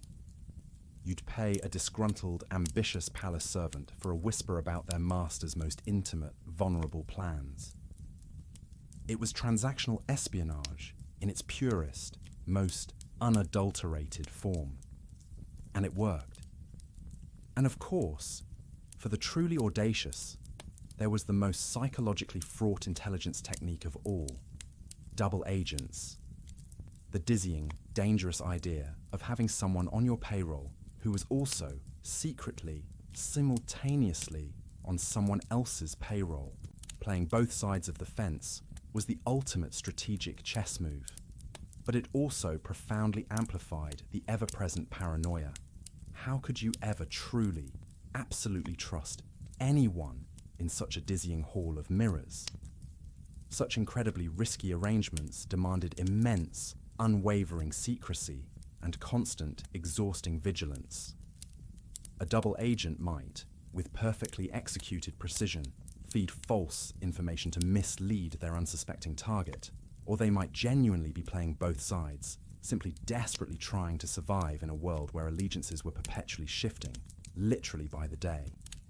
The sheer, crushing burden of maintaining a double life, the constant gnawing fear of agonizing discovery, meant that these operations were incredibly high risk, but also incredibly high reward. For every successful double agent who delivered vital, game-changing intel, there was likely another who was brutally exposed, cruelly betrayed, or simply vanished into the vast, unforgiving, and utterly anonymous expanses of the Silk Road.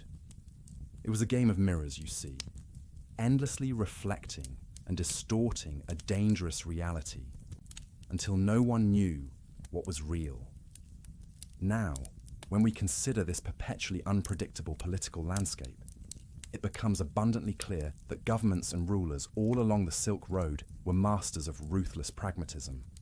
They would either lavishly reward or severely punish those involved in, say, smuggling illicit goods or conducting daring acts of espionage, entirely and solely depending on the ever-shifting winds of pure political necessity. There was no consistent legal framework, no predictable judicial system. Justice, much like the desert rainfall, was truly fickle. Success was, without question, rewarded handsomely. A cunning merchant who delivered crucial intelligence that single-handedly saved a city from a devastating siege, or revealed a rival's insidious plot, could be granted immense, unimaginable wealth, vast tracts of land, prestigious titles, or exclusive trading rights that would set his family up for generations. They might be swiftly elevated to a position of immense power and influence, forever changing their fortune and that of their entire lineage. For those who played this brutal game well, truly unthinkable riches awaited. It was the quintessential rags-to-riches story, driven not by hard work necessarily, but by a well-timed, well-placed whisper of a secret. However, the flip side of that glittering coin was stark. Failure, or far worse, allegiance to the wrong side during one of those frequent, violent political upheavals, meant utterly catastrophic consequences. If you were caught smuggling goods that the ruling power wanted to tightly control, or if your espionage efforts failed spectacularly, or chillingly, if your unwavering loyalty was simply questioned on a whim, the punishment was swift, brutal, and often public. Execution was common, but also the total confiscation of all your wealth, the enslavement or brutal exile of your entire family, even the eradication of your name. These repercussions were meticulously designed to be a stark, visceral deterrent to anyone else contemplating dabbling in the dark arts of espionage. The infamous massacre at Otrar, which we've dissected with chilling detail, perfectly illustrates this grim reality. Those merchants, whether they were truly spies or just innocent traders caught in the maelstrom, were deemed threats, and they paid the ultimate, horrifying price, their goods becoming loot. It was a clear, unambiguous message sent across thousands of miles. Mess with the ruling power, question their authority, or impede their will, and you will suffer beyond imagining. The infamous political necessity clause was the ultimate trump card, always lurking, always ready to be played. What might have been considered a heroic, patriotic act of intelligence gathering today could be arbitrarily deemed unforgivable treason tomorrow, simply because the geopolitical winds had subtly shifted. or a new paranoid ruler had seized the throne. Loyalty on the Silk Road was always conditional, and for the unfortunate Silk Road spy, that terrifying conditionality was quite literally a matter of life or agonizing death, continuously reinforcing that ever-present, gnawing sense of paranoia. It's a truly sobering thought, isn't it? The absolute, unchecked power of one individual's fleeting mood or suspicion over your ultimate fate. Now let's talk about specific instances. Beyond theoretical perils, the Silk Road's history is studded with real-life episodes where espionage, or what looked suspiciously like it, directly influenced the fate of entire territories, redefined trade lines, or involved dramatic strategic assassinations and subtle diplomatic sabotage. And in true historical fashion, some of the characters in these tales eventually became figures of legend, their true deeds partially obscured by the very secrecy they cultivated. One of the most famous and frankly captivating instances of strategic espionage comes from the 6th century CE, long before the Mongol domination. Imagine, if you will, the Byzantine Empire, struggling mightily with its silk supply. China held a near absolute monopoly on silk production, a secret guarded with literal death penalties for anyone attempting to smuggle silkworms or their eggs out of the empire. Silk was more than just a luxury fabric. It was a strategic material, a status symbol, and an economic lever. Emperor Justinian I, a man truly ahead of his time in understanding industrial espionage, dispatched 2 Nestorian monks to China. These monks, under the protective cloak of religious pilgrimage, infiltrated the very heart of China's sericulture. Their mission, to acquire the secret of silk. They succeeded, not by stealing blueprints or bribing engineers, but by, astonishingly, concealing Bombyx mori, silkworm eggs within hollowed-out bamboo staves. You can imagine them, walking, staff in hand, perhaps humming a hymn, while unknowingly carrying the seeds of a massive economic shift. This seemingly small act of smuggling broke China's 1,200-year monopoly on silk, permanently altering global trade dynamics and establishing a vibrant Byzantine silk industry. Their identities remain largely anonymous, their names lost to history, precisely because their mission was so sensitive that detailing it could have sparked international incident on an unprecedented scale. They became, in essence, faceless legends, their spiritual garb proving the ultimate espionage camouflage. Then there's the story of Isidore of Carax, operating perhaps a bit earlier, in the 1st century BCE. He was a Parthian Greek geographer, but his true value lay as a strategic intelligence asset for the Roman Empire. Commissioned by none other than Emperor Augustus, Isidore undertook an ambitious project to meticulously map the trade routes of the Silk Road from Antioch all the way to India. His resulting work, Parthian Stations, was far more than a simple travelogue. It was, in essence, a Roman blueprint for economic warfare. It detailed Parthian fortifications, pinpointed supply depots, identified crucial choke points, and, most importantly, laid bare the structure of Parthian tax and tariff zones. Think of it as ancient Google Maps, but with added military and economic vulnerabilities. The Romans then leveraged this intelligence to wage indirect economic war, diverting lucrative frankincense and silk traffic away from traditional Parthian routes towards Roman-controlled Red Sea ports. Isidore's contributions weren't about direct assassination, but about crippling a rival empire through intelligence-led trade disruption, a subtle form of diplomatic sabotage that had profound geopolitical and economic consequences. His legends quietly lived on in the archives, informing Roman policy for generations, a testament to the power of pure, unadulterated information. And let's not forget the shrewdness of the Sogdian and Uyghur merchants. who, during the Tang dynasty, 8th to 9th centuries CE, became almost indispensable, if somewhat duplicitous, components of the Uyghur Khaganat's intelligence apparatus. While dominating Silk Road commerce between flourishing cities like Samarkand and the sprawling Chinese capital of Chang'an, these merchants simultaneously functioned as an incredibly effective, covert spy network for the Uyghur Empire. Tang records, with a hint of exasperation, describe them as the eyes in the markets, diligently cataloguing Chinese troop movements, assessing the state of the imperial granaries, and even relaying crucial imperial decrees. During the chaotic Anlushan rebellion, for instance, these Sogdian agents cleverly relayed critical Tang military weaknesses to the Uyghur Khan Bayanchur. This intelligence allowed Bayanchur to extort a staggering 20,000 rolls of silk annually from the Tang as a tribute for his alliance, a rather lucrative exchange based entirely on expertly gathered intel. These were not just traders, they were intelligence operatives, quietly shaping the economic and political fortunes of empires through their ubiquitous presence and invaluable information.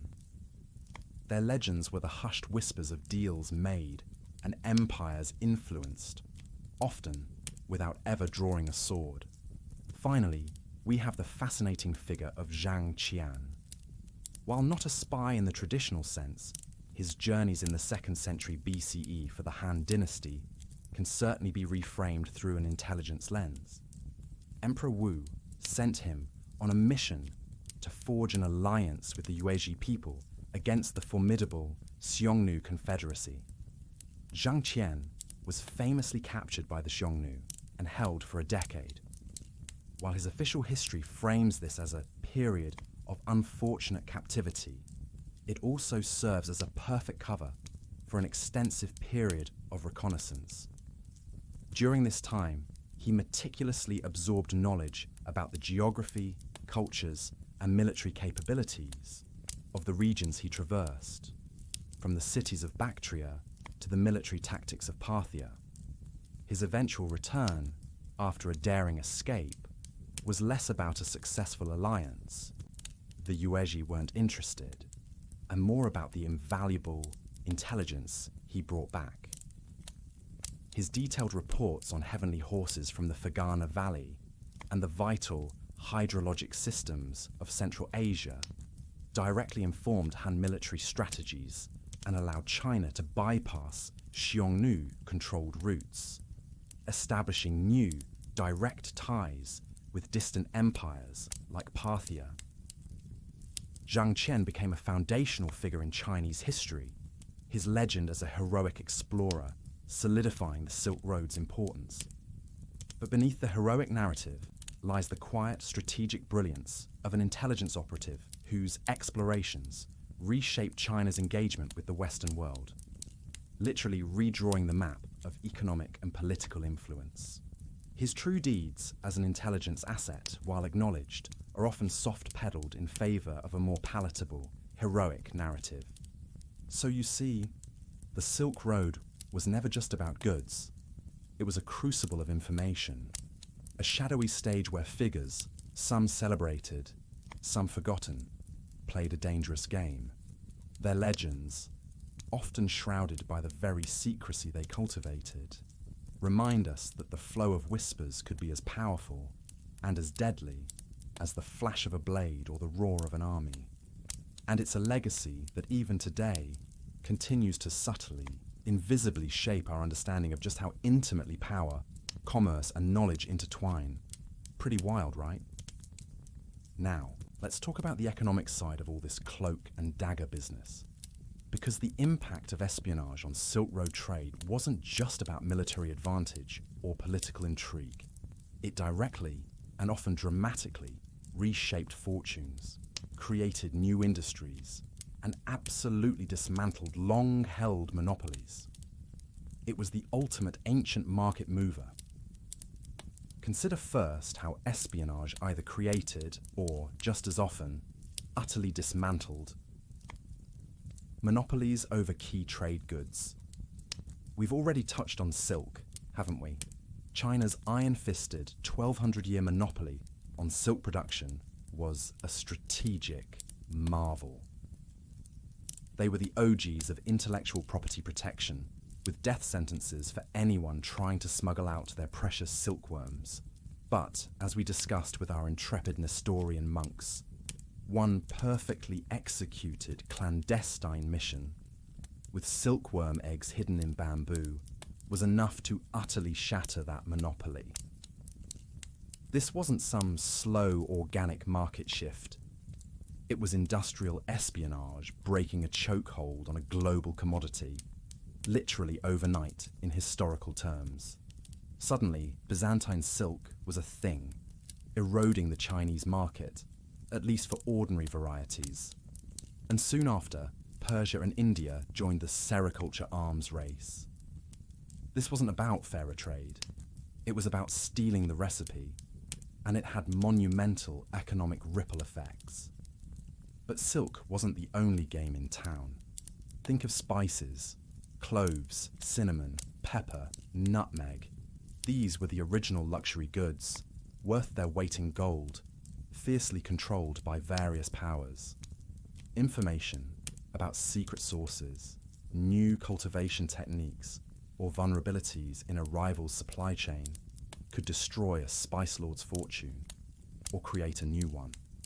Likewise, with precious metals like gold and silver, control over mines, knowledge of new deposits, or intelligence about a rival's dwindling reserves could be devastating. This kind of intel could launch a new dynasty or bankrupt an old one. And medicinal herbs like rhubarb, highly prized in the West for its therapeutic properties, were another closely guarded secret. The Mongols themselves, through their active interest in diverse medical practices, facilitated a two-way trade in drugs and herbs across their vast empire, breaking down localized monopolies on these valuable commodities. Imagine knowing that your competitor's source of a vital medicinal herb was about to run dry due to political instability. You could monopolize the market and corner the supply. It was pure, unadulterated capitalist aggression, ancient style, powered by whispers. This leads us directly to how trade information leaks or discoveries influence market prices, caravan safety, and the rise or fall of merchant networks. In a world without Bloomberg terminals or instant stock market updates, a whispered rumor was a powerful thing.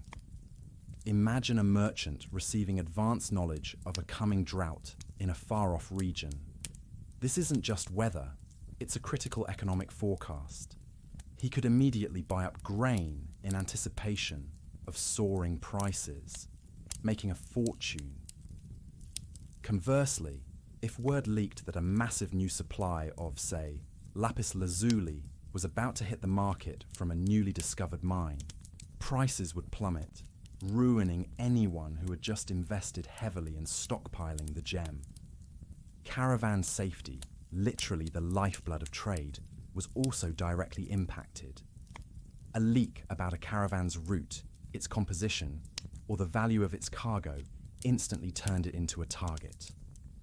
Conversely, intelligence about bandit movements, safe havens, or vulnerable rival caravans provided by spies could guide a merchant to safety or enable them to exploit a competitor's misfortune.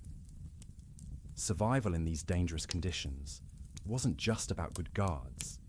It was about superior information flow, minimizing risks and maximizing opportunities. This constant flow of information, accurate or inaccurate, timely or delayed, directly determined the rise and fall of individual merchants and entire merchant networks. Those who had superior intelligence, who could react faster, who cultivated better informants, flourished. Those who remained ignorant, who relied on outdated information, faced ruin, lost caravans, and ultimately vanished from the historical record, their fortunes dissolving like dust in the desert winds. It was a brutal form of natural selection, where the fittest were the best informed. Finally, we need to highlight the complex interplay of cooperation and competition among Silk Road states where espionage was deeply embedded in commerce itself. It's tempting to imagine these states as constantly at each other's throats, but the reality was far more nuanced. There was a constant, uneasy dance between cooperation and cutthroat competition. Even bitter rivals had to engage in some form of trade. Their economies often depended on it. But within that framework, espionage thrived, not as an aberration, but as an inherent part of the commercial fabric. States might cooperate on infrastructure projects, like maintaining shared segments of the Silk Road or agreeing on universal weights and measures to facilitate trade. They might even form defensive alliances against common threats like widespread banditry, but simultaneously, they'd be dispatching spies to infiltrate each other's markets, to steal trade secrets, to sabotage rival ventures. A seemingly friendly diplomatic exchange could mask a sophisticated intelligence-gathering operation. A grand trade fair, ostensibly a celebration of commerce, was often a hotbed of espionage, with agents mingling, observing, eavesdropping, and subtly influencing deals. This was an environment where knowing your partner's vulnerabilities was just as important as knowing your enemy's military strength. Commerce wasn't merely a peaceful exchange, it was a constant, low-intensity battle for economic supremacy, underpinned by intelligence. Knowing that a neighboring kingdom was facing internal dissent allowed you to negotiate better trade terms, or perhaps even demand a larger tribute. Knowing their key exports allowed you to flood a market, driving down their profits. Espionage wasn't an add-on. It was an integral, indispensable component of doing business on the grandest, riskiest scale imaginable. The lines between merchant, diplomat, and spy were perpetually blurred and shifting, making the Silk Road a truly unique and treacherous arena, where the most valuable commodity was always the secret. So we've examined the direct economic impact of espionage, haven't we? How it made and broke fortunes, all thanks to whispered secrets and stolen knowledge.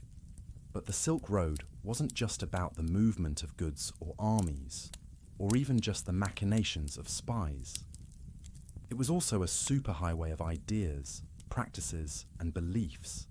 And perhaps surprisingly, espionage and the very existence of our diligent, or perhaps just unlucky, merchant informers played a significant, if often hidden role in this grand cultural exchange. Think about it. Who were the people constantly crossing these vast distances, interacting with various cultures, absorbing new information, and then carrying it across continents? Our merchants, of course, and those who travelled under their protective umbrella, including the occasional dedicated spy.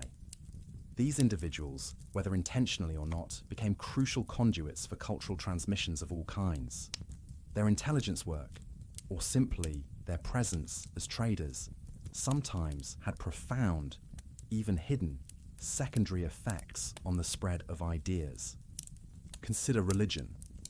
Buddhism, for instance, spread from India into Central Asia and China, largely along the Silk Road, carried by monks, pilgrims, and, yes, merchants who adopted the faith and shared it with their trading partners. Did these merchants also double as informants?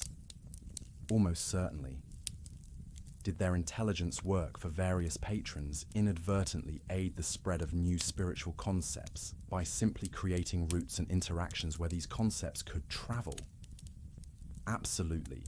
The same could be said for the spread of Manichaeism, Nestorian Christianity, and later, Islam.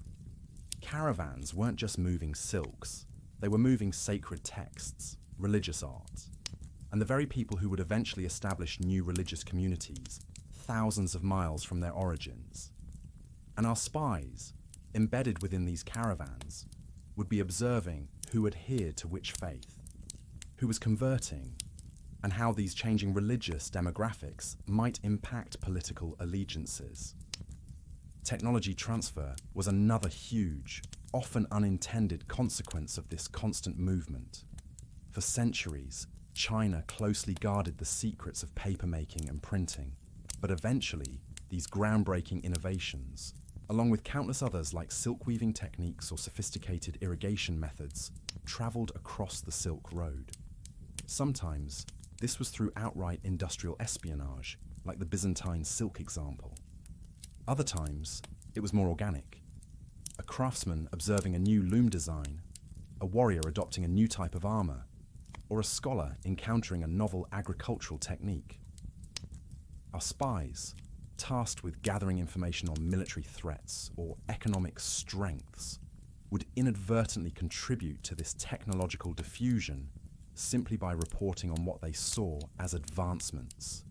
Imagine a spy dutifully noting the superior steel of a rival's sword, or the efficiency of a new plough, and that information, intended for military intelligence, eventually leaking into general knowledge and leading to wider adoption. Language and art also enjoyed this unexpected ride. As merchants from different regions interacted, new linguae francae emerged, and existing languages borrowed words and concepts from each other. Artists would encounter new styles, new motifs, and new techniques from distant lands, leading to hybrid forms that influenced local artistic traditions.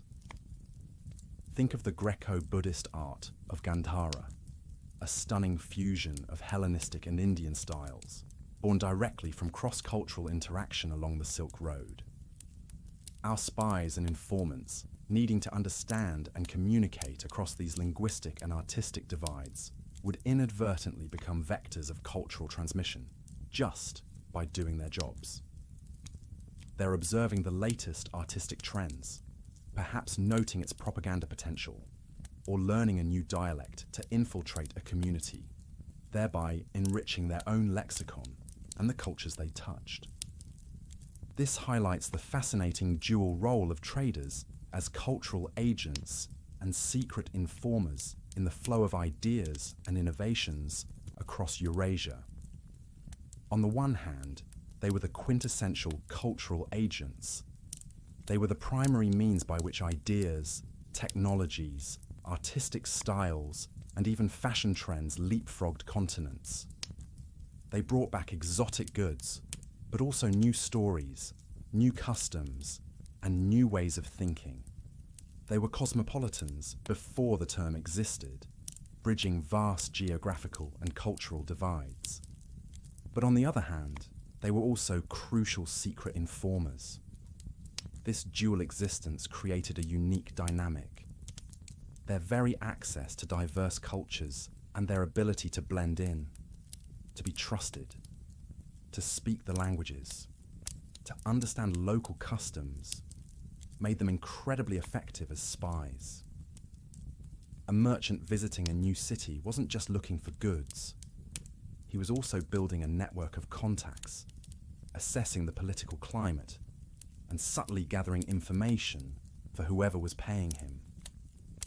He might discuss the latest philosophical debates in a tea house, but he'd also be listening for whispers of an impending famine or a general's discontent. This constant, complex interplay meant that the very act of commerce, driven by the desire for profit and underpinned by intricate intelligence networks, inadvertently became a powerful engine for cultural exchange. The desire for secrets, the need to understand rivals, forced contact, and facilitated the transfer of knowledge in ways that purely commercial endeavors might not have. It's a compelling thought, isn't it? That the dark, secretive world of espionage ultimately contributed to the vibrant, interconnected tapestry of human culture across Eurasia. The pursuit of power and profit inadvertently led to a blossoming of shared ideas and innovations. A truly ironic and rather beautiful byproduct of a very dangerous game.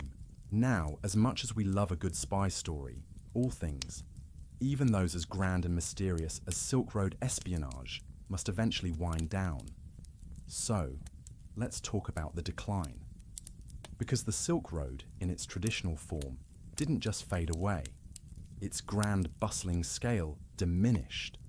And with it, the very nature and intensity of the espionage we've been exploring. This decline wasn't a single event, but a confluence of factors. Primarily the rise of alternative sea trade routes, the relentless fragmentation of the mighty Mongol Empire, and various other political shifts across Eurasia. First, the sea. For centuries, overland trade was the only real option for moving goods between east and west. But by the 15th and 16th centuries, advancements in shipbuilding, navigation, and maritime technology made oceanic travel far more efficient, reliable, and, crucially, cheaper. Vasco da Gama's circumnavigation of Africa in 1498, for example, opened up direct sea routes from Europe to Asia, fundamentally bypassing the overland Silk Road entirely. Suddenly, vast quantities of spices, silks, and other exotic goods could be transported on enormous ships, carrying far more cargo than any camel caravan, and doing so much faster and at a fraction of the cost per item. No more treacherous mountain passes, no more desert heat, no more pesky bandits, and very few local warlords demanding arbitrary tolls. The risks of overland travel now far outweighed the benefits for many merchants. As the focus of global trade shifted to the oceans, the volume of goods, and with it, the flow of people and information along the Silk Road naturally dwindled. With less traffic, there were fewer opportunities for large-scale, high-stakes mercantile espionage. You're not going to dispatch your best agents to gather intel on a handful of donkeys carrying local produce. Then there's the fragmentation of the Mongol Empire. Yes, our efficient, ruthless intelligence-gathering machine eventually fractured. After the death of Kublai Khan in 1294, the vast Mongol Empire began to splinter into several independent khanates. The Golden Horde in the west, the Ilkhanate in Persia, the Chagatai Khanate in Central Asia, and the Yuan dynasty in China. This splintering shattered the Pax Mongolica, that unified, relatively secure environment that had allowed Silk Road trade and its accompanying intelligence networks to flourish. With no single, overarching power guaranteeing safety, the trade routes once again became dangerous, plagued by internal strife, local conflicts, and rampant banditry as smaller, regional powers vied for control. The very security that had fostered the trade, and thus the intel gathering, vanished. The continuous flow of intelligence that had once characterized the Mongol era became disjointed, localized, and far less reliable. Why send agents into fractured, insecure territories when sea routes offered a safer, if longer, path? Finally, a host of broader political shifts contributed significantly to the decline. The rise of powerful, protectionist empires outside the former Mongol sphere, like the Ming dynasty in China, which adopted a more isolationist policy and often restricted foreign trade, further exacerbated the decline. In the West, the Ottoman Empire's expansion and control over key land routes to Europe also introduced new political and economic barriers. Each new, independent power along the former Silk Road had its own customs, its own tolls, and its own, often hostile, foreign policy objectives, making seamless, long-distance trade an increasingly complex and unprofitable endeavour.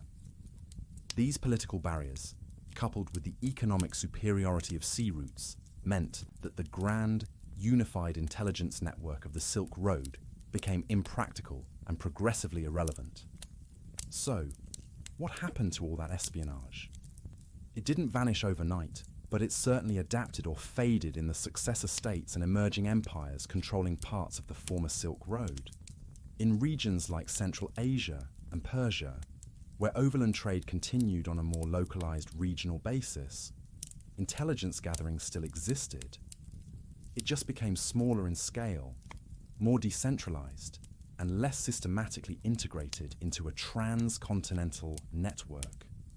Local rulers still employed informants to monitor rivals or secure their own immediate trade interests, but it was no longer part of a grand, interconnected system spanning Eurasia. In emerging maritime empires, like those in Europe, the focus of espionage naturally shifted to the oceans and the newly discovered lands. Naval intelligence became paramount, as did commercial espionage focused on shipping routes, colonial resources, and new markets. The skills of overland trade intelligence, while not entirely obsolete, became less critical for global power projection.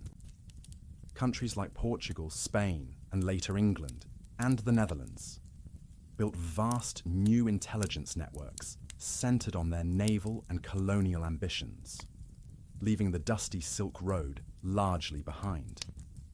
However, the legacy of Silk Road espionage is profound and continues to resonate in later intelligence traditions. In Central Asia, the experience of living under the Mongols, where information literally meant survival, ingrained a deep-seated appreciation for intelligence. The traditions of informal networks, reliance on merchants, and the use of covert observation persisted in the various khanates and states that emerged. Even today, echoes of this historically ingrained secrecy and reliance on human intelligence can be observed in the region's approach to information and power. In the Middle East, especially within the sophisticated Mamluk and later Ottoman empires, the lessons learned from interacting with the wide-ranging Silk Road networks undoubtedly influenced their own intelligence practices. The Ottomans, for instance, developed a highly centralized and efficient intelligence apparatus that monitored not just internal dissent, but also the vast commercial and political landscape of their empire, which included significant former Silk Road territories. The concept of utilizing a diverse array of sources, from merchants and pilgrims to diplomatic envoys, to gather comprehensive intelligence, was a direct continuation of practices honed on the Silk Road. And in China, perhaps the most enduring impact. The rigorous, centralized intelligence gathering of the Han and Tang dynasties, refined and expanded during the Mongol Yuan dynasty, laid the groundwork for later imperial systems. The Ming and Qing dynasties continued to employ sophisticated networks of spies and informants, often leveraging their civil service and censorate systems to gather information from across the vast empire. The strategic understanding of the inextricable link between economic control, political stability, and comprehensive intelligence, so vividly demonstrated on the Silk Road, became a foundational principle of Chinese statecraft. Its impact on their approach to trade, security, and internal control can be seen for centuries thereafter. So, while the caravans may have slowed to a trickle and the bustling trade markets quieted, the subtle, profound effects of Silk Road espionage didn't disappear. The methods, the mindset, the very understanding of information as a weapon, these lessons were absorbed, adapted, and passed down through generations, leaving an indelible mark on the intelligence traditions of 3 continents. It's a quiet testament to the enduring power of secrets, even after the roads themselves have fallen silent. All right, my astute listeners. We've journeyed through the subtle arts of ancient spycraft, the machinations of empires, and the brutal realities of life and death on the Silk Road. We've seen how information, far beyond mere commodities, was the ultimate power broker, influencing markets, military campaigns, and diplomatic chess games. But there's another, far more insidious and infinitely more terrifying cargo that travelled these routes, one that no ruler could control, no bribe could halt, and no spy could betray strategically. Disease. And in this particular gloomy chapter, we're going to investigate the chilling connection between those bustling information networks, our ubiquitous merchants, and the horrific, uninvited spread of the Black Death along the very routes designed for trade. Now, it's a story many of you likely know. The Black Death, or the Great Mortality, erupted with devastating force in the mid-14th century. Imagine a silent, invisible terror, far more pervasive than any tribal alliance or military maneuver, silently stalking the very pathways that commerce had so diligently carved out. It wiped out an estimated 75 to 200 million people across Europe, Asia, and Africa. Feel, if you can, the sheer, crushing weight of that figure. Countless homes silenced, entire towns emptied, the pervasive smell of ash and fear clinging to every wind. But how did this unseen horror travel? And what role did the very arteries of commerce, the Silk Road networks, play in literally weaponizing a microbe on a global scale, turning prosperity into pestilence? Surprisingly, the tale isn't as simple as infected camels marching grimly from China to Europe. While popular imagination often conjures images of plague-ridden caravans, their bells silenced, their drivers slumped over, the primary vector for truly long-distance, intercontinental spread, especially to Europe, was actually far more insidious and subtle. It was the maritime trade routes, powered by our industrious and often unwittingly suicidal merchants. Unseen threats, carried on the very winds of profit. Let's unpack how these ancient global supply chains, designed for luxury and wealth, became literal highways of contagion. The Silk Road wasn't one single, neat, paved road, remember?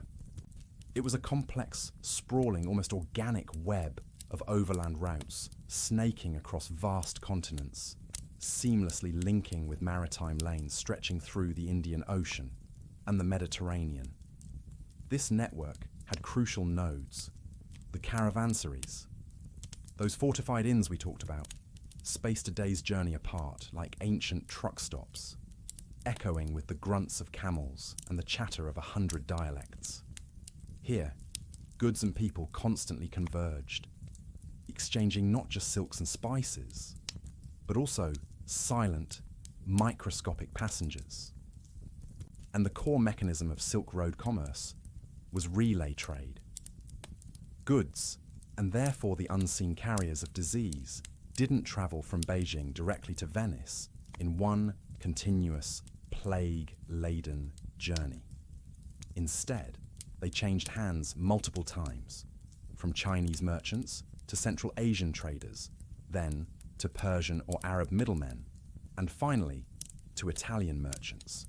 This constant sequence of exchange points created literal biological transfer stations where infected rodents, their tiny parasitic flea passengers, and unsuspecting humans could all, with horrifying efficiency, transmit pathogens silently.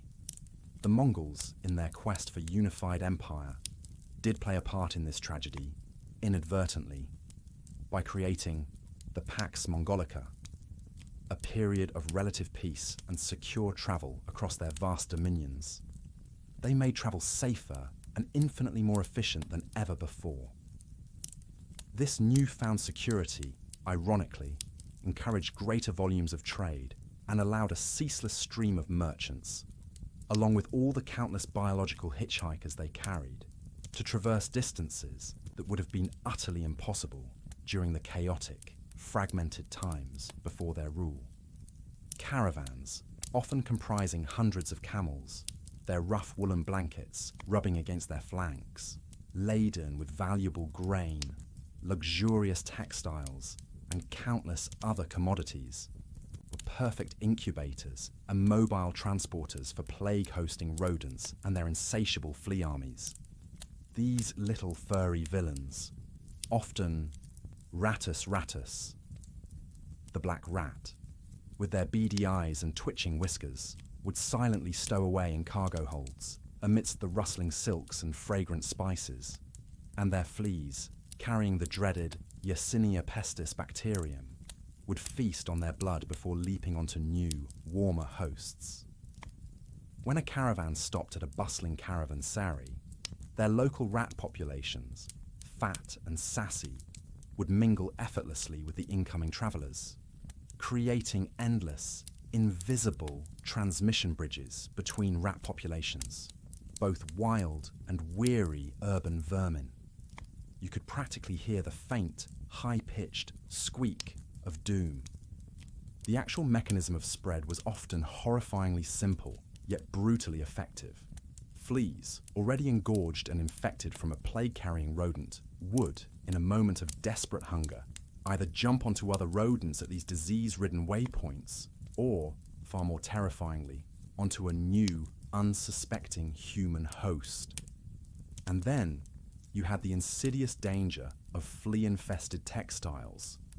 Imagine, if you can, colossal bales of silk, perhaps shimmering in the faint light, or rough, scratchy wool, and soft, clean cotton, perhaps even tragically containing the desiccated remains of a plague victim's flea-ridden clothing, all meticulously packed and carried for hundreds, often thousands, of miles across the trade routes. These textiles, while unbelievably valuable and desired, effectively became biological time bombs, silently ticking with unseen death.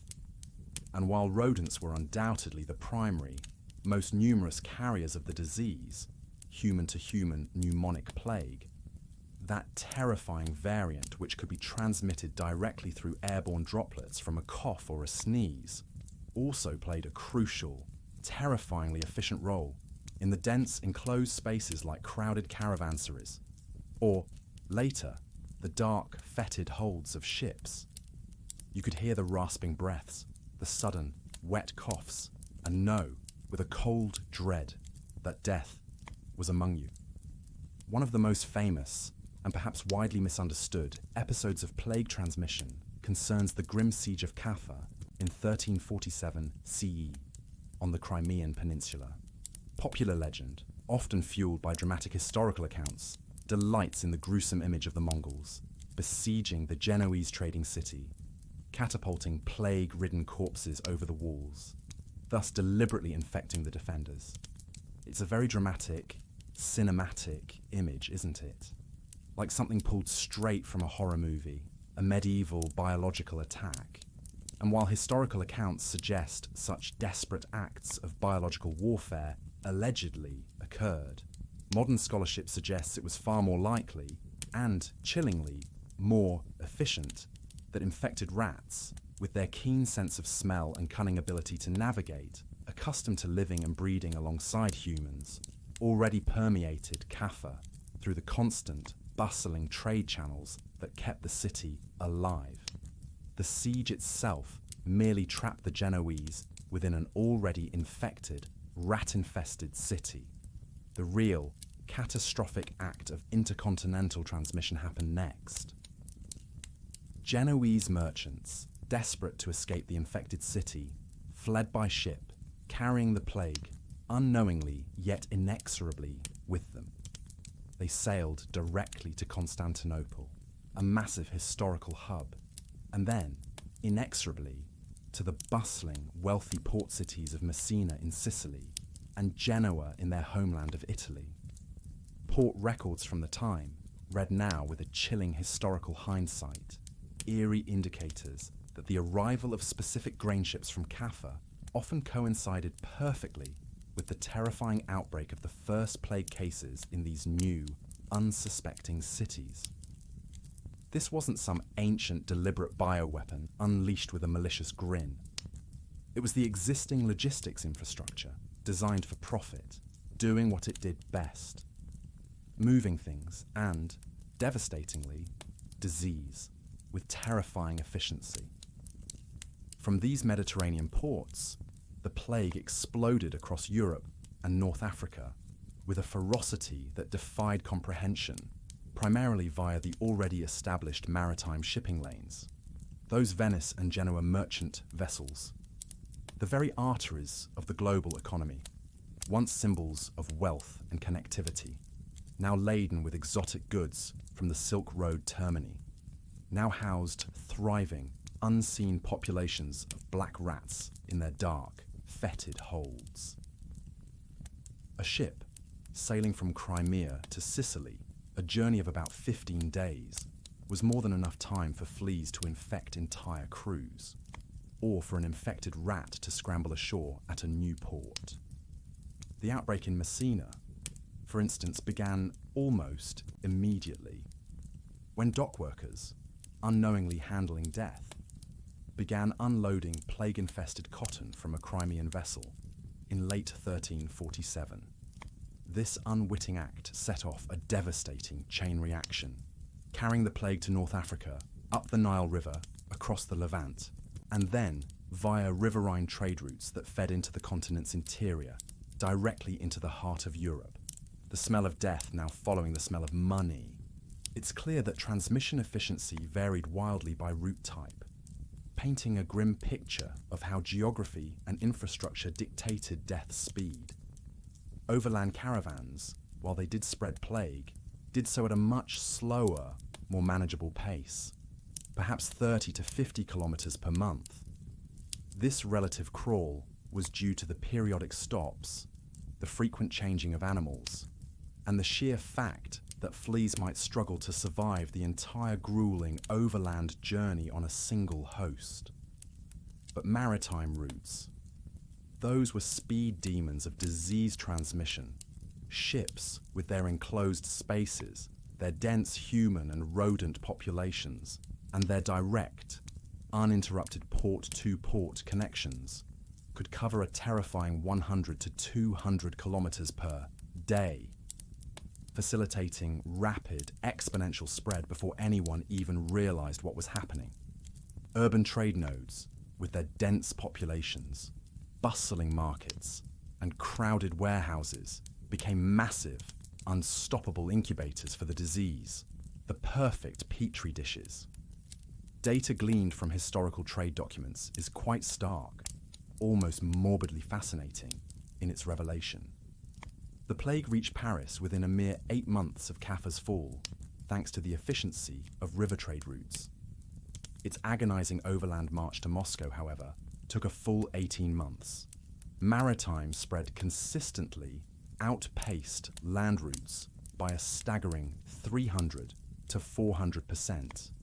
It was the original fast food delivery service for death. Despite witnessing the gruesome, undeniably horrifying symptoms, despite undoubtedly understanding the immense peril and the sheer scale of the dying, merchants, driven by a desperate compulsion, continually pushed forward. Why? Economic imperatives, pure and simple. Trade wasn't just a business for them. It was their entire livelihood, their very identity, woven into the fabric of their existence. To stop trading meant not just a loss of profit, but utter ruin, starvation for their families, and the collapse of their social standing. So, even as plague ravished city after city, leaving silent streets and overflowing cemeteries in its wake, many merchant enterprises grimly continued, driven by a desperate, almost suicidal determination. They were caught in an impossible life-or-death bind. Stop and starve, continue and risk a horrific, agonizing death, not just for themselves, but for countless innocent others further down the line. Tax records from Genoese archives, with a morbid fascination that only hindsight can provide, actually show only a marginal decrease in commercial activity during the initial outbreaks. Perhaps a mere 15% drop. This grim persistence, fueled by absolute necessity and the desperate hope for survival, ultimately had devastating and far-reaching consequences for the world. A single merchant caravan, perhaps fleeing the grim reality of a plague-ridden Samarkand, could, with its silent, unseen cargo, seed infections in 3 or 4 downstream trade nodes, ensuring the plague's relentless march continued. The ultimate cost of this ancient interconnectedness, this network of information and goods, was astronomical. The Black Death, which owed much of its devastating reach to these very trade networks, wiped out an estimated 50 to 200 million people across Eurasia. This catastrophic depopulation, this unimaginable loss of human life, in turn, directly led to the near-total collapse of Silk Road trade by a staggering 65% by the grim year of 1350, a fact starkly documented in Mongol administrative records. Surviving Italian merchants, like the desolate Francesco Pegolotti, recount grim, haunting tales of once bustling caravansaries, now eerily silent, where only rats moved among the silks. So, the Black Death's relentless journey along the Silk Road stands as a chilling, unforgettable historical case study. It underscores with terrifying clarity how merchant networks, meticulously designed for profit, and the noble pursuit of cultural exchange, inadvertently transformed into biological superhighways, turning a localized, terrifying threat into a devastating global pandemic. The efficiency of the ancient relay trade system, the speed of maritime logistics, and the very effectiveness of the Pax Mongolica in securing trade routes, inadvertently created intercontinental transmission corridors of death. It's a sobering, haunting reminder that commerce's powerful, connective might, its very ability to bind the world together, carries with it a profound and terrifying epidemiological vulnerability.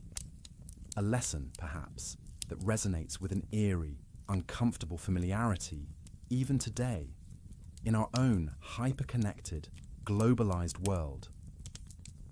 When you next feel that little tickle in your throat, this is the story that comes to mind. All right, my dear listener, we've unraveled the grand historical tapestry of the Silk Road secrets, dived into their economic impact, and even explored the chilling, unintended side effect of plague. But now, as our journey together comes to a close, and the world outside softens, let's do more than just review the facts. Let's step, one last time, into the very shoes of a secret agent walking that ancient path, and feel what they felt. Imagine your senses, sharpened by constant danger, as your only true allies. You taste the grit of the Taklamakan desert on your tongue, a constant, abrasive reminder of your fragility. In the chaotic safety of a crowded caravanserai, you'd hear the polyglot hum of a dozen languages, the distant clang of camel bells, and the whispers of deals being made, trying to pass signal from noise. You'd feel the rough wool of a passing merchant's tunic, the cool, smooth surface of the porcelain you're pretending to inspect, and the gnawing chill of a mountain pass seeping into your very bones. The flickering, smoky light of an oil lamp would cast long, dancing shadows that could hide a friend, a foe, or an opportunity. This wasn't just travel. It was a state of total sensory immersion, where every smell, every sound, every texture was a potential clue in a game of survival. But beyond the dust and the danger, picture the immense, crushing mental strain of living a life of absolute secrecy. Think of the weight of the information you carried. A secret that could topple a throne, bankrupt a merchant prince, or save a city from siege. It wouldn't just be in your head. You'd feel it in your bones. A constant, low-level thrum of anxiety. Every conversation would be a performance. Every friendship, a potential liability. This is the part of the story history rarely records, because the goal of a spy is, by definition, to remain unseen. For every Zhang Qian or Nestorian monk whose tale we know, there were thousands of unknown players, the desperate informants, the conflicted double agents, the innocent merchants who unknowingly carried a message that sealed the fate of an empire. Their stories are lost to the desert winds, their names unwritten, their successes measured only by the silence and anonymity they achieved. And so, what are we left with as the echoes of their caravans fade into the quiet of the night? We are left with the enduring, chilling lessons of the Silk Road. We've seen that the lines between commerce, culture, and clandestine warfare are always more blurred than we imagine. We've learned that information is, and has always been, the world's most valuable and dangerous commodity. And we've understood that behind the romantic veneer of history, behind the shimmering silks and exotic spices, lies a brutal, pragmatic, and deeply human world of risk, loyalty, and betrayal. These themes don't just belong to the past. The shadow games played in those dusty markets and along those treacherous routes resonate today in our own hyper-connected world. We still see nations using economic trade as a tool of geopolitical power. We still see the struggle to control the flow of information, though now it travels on fiber optic cables instead of the backs of camels. The fundamental truth remains: hidden forces, driven by the pursuit of secrets, are always at play, shaping the world in ways we can only begin to glimpse. So, as you let these thoughts drift, allow yourself to sink deeper into comfort. Carry with you the understanding that history is not just a collection of facts, but a landscape of unseen currents and untold stories. The whispers of the Silk Road have fallen silent, but their echoes are everywhere. Good night.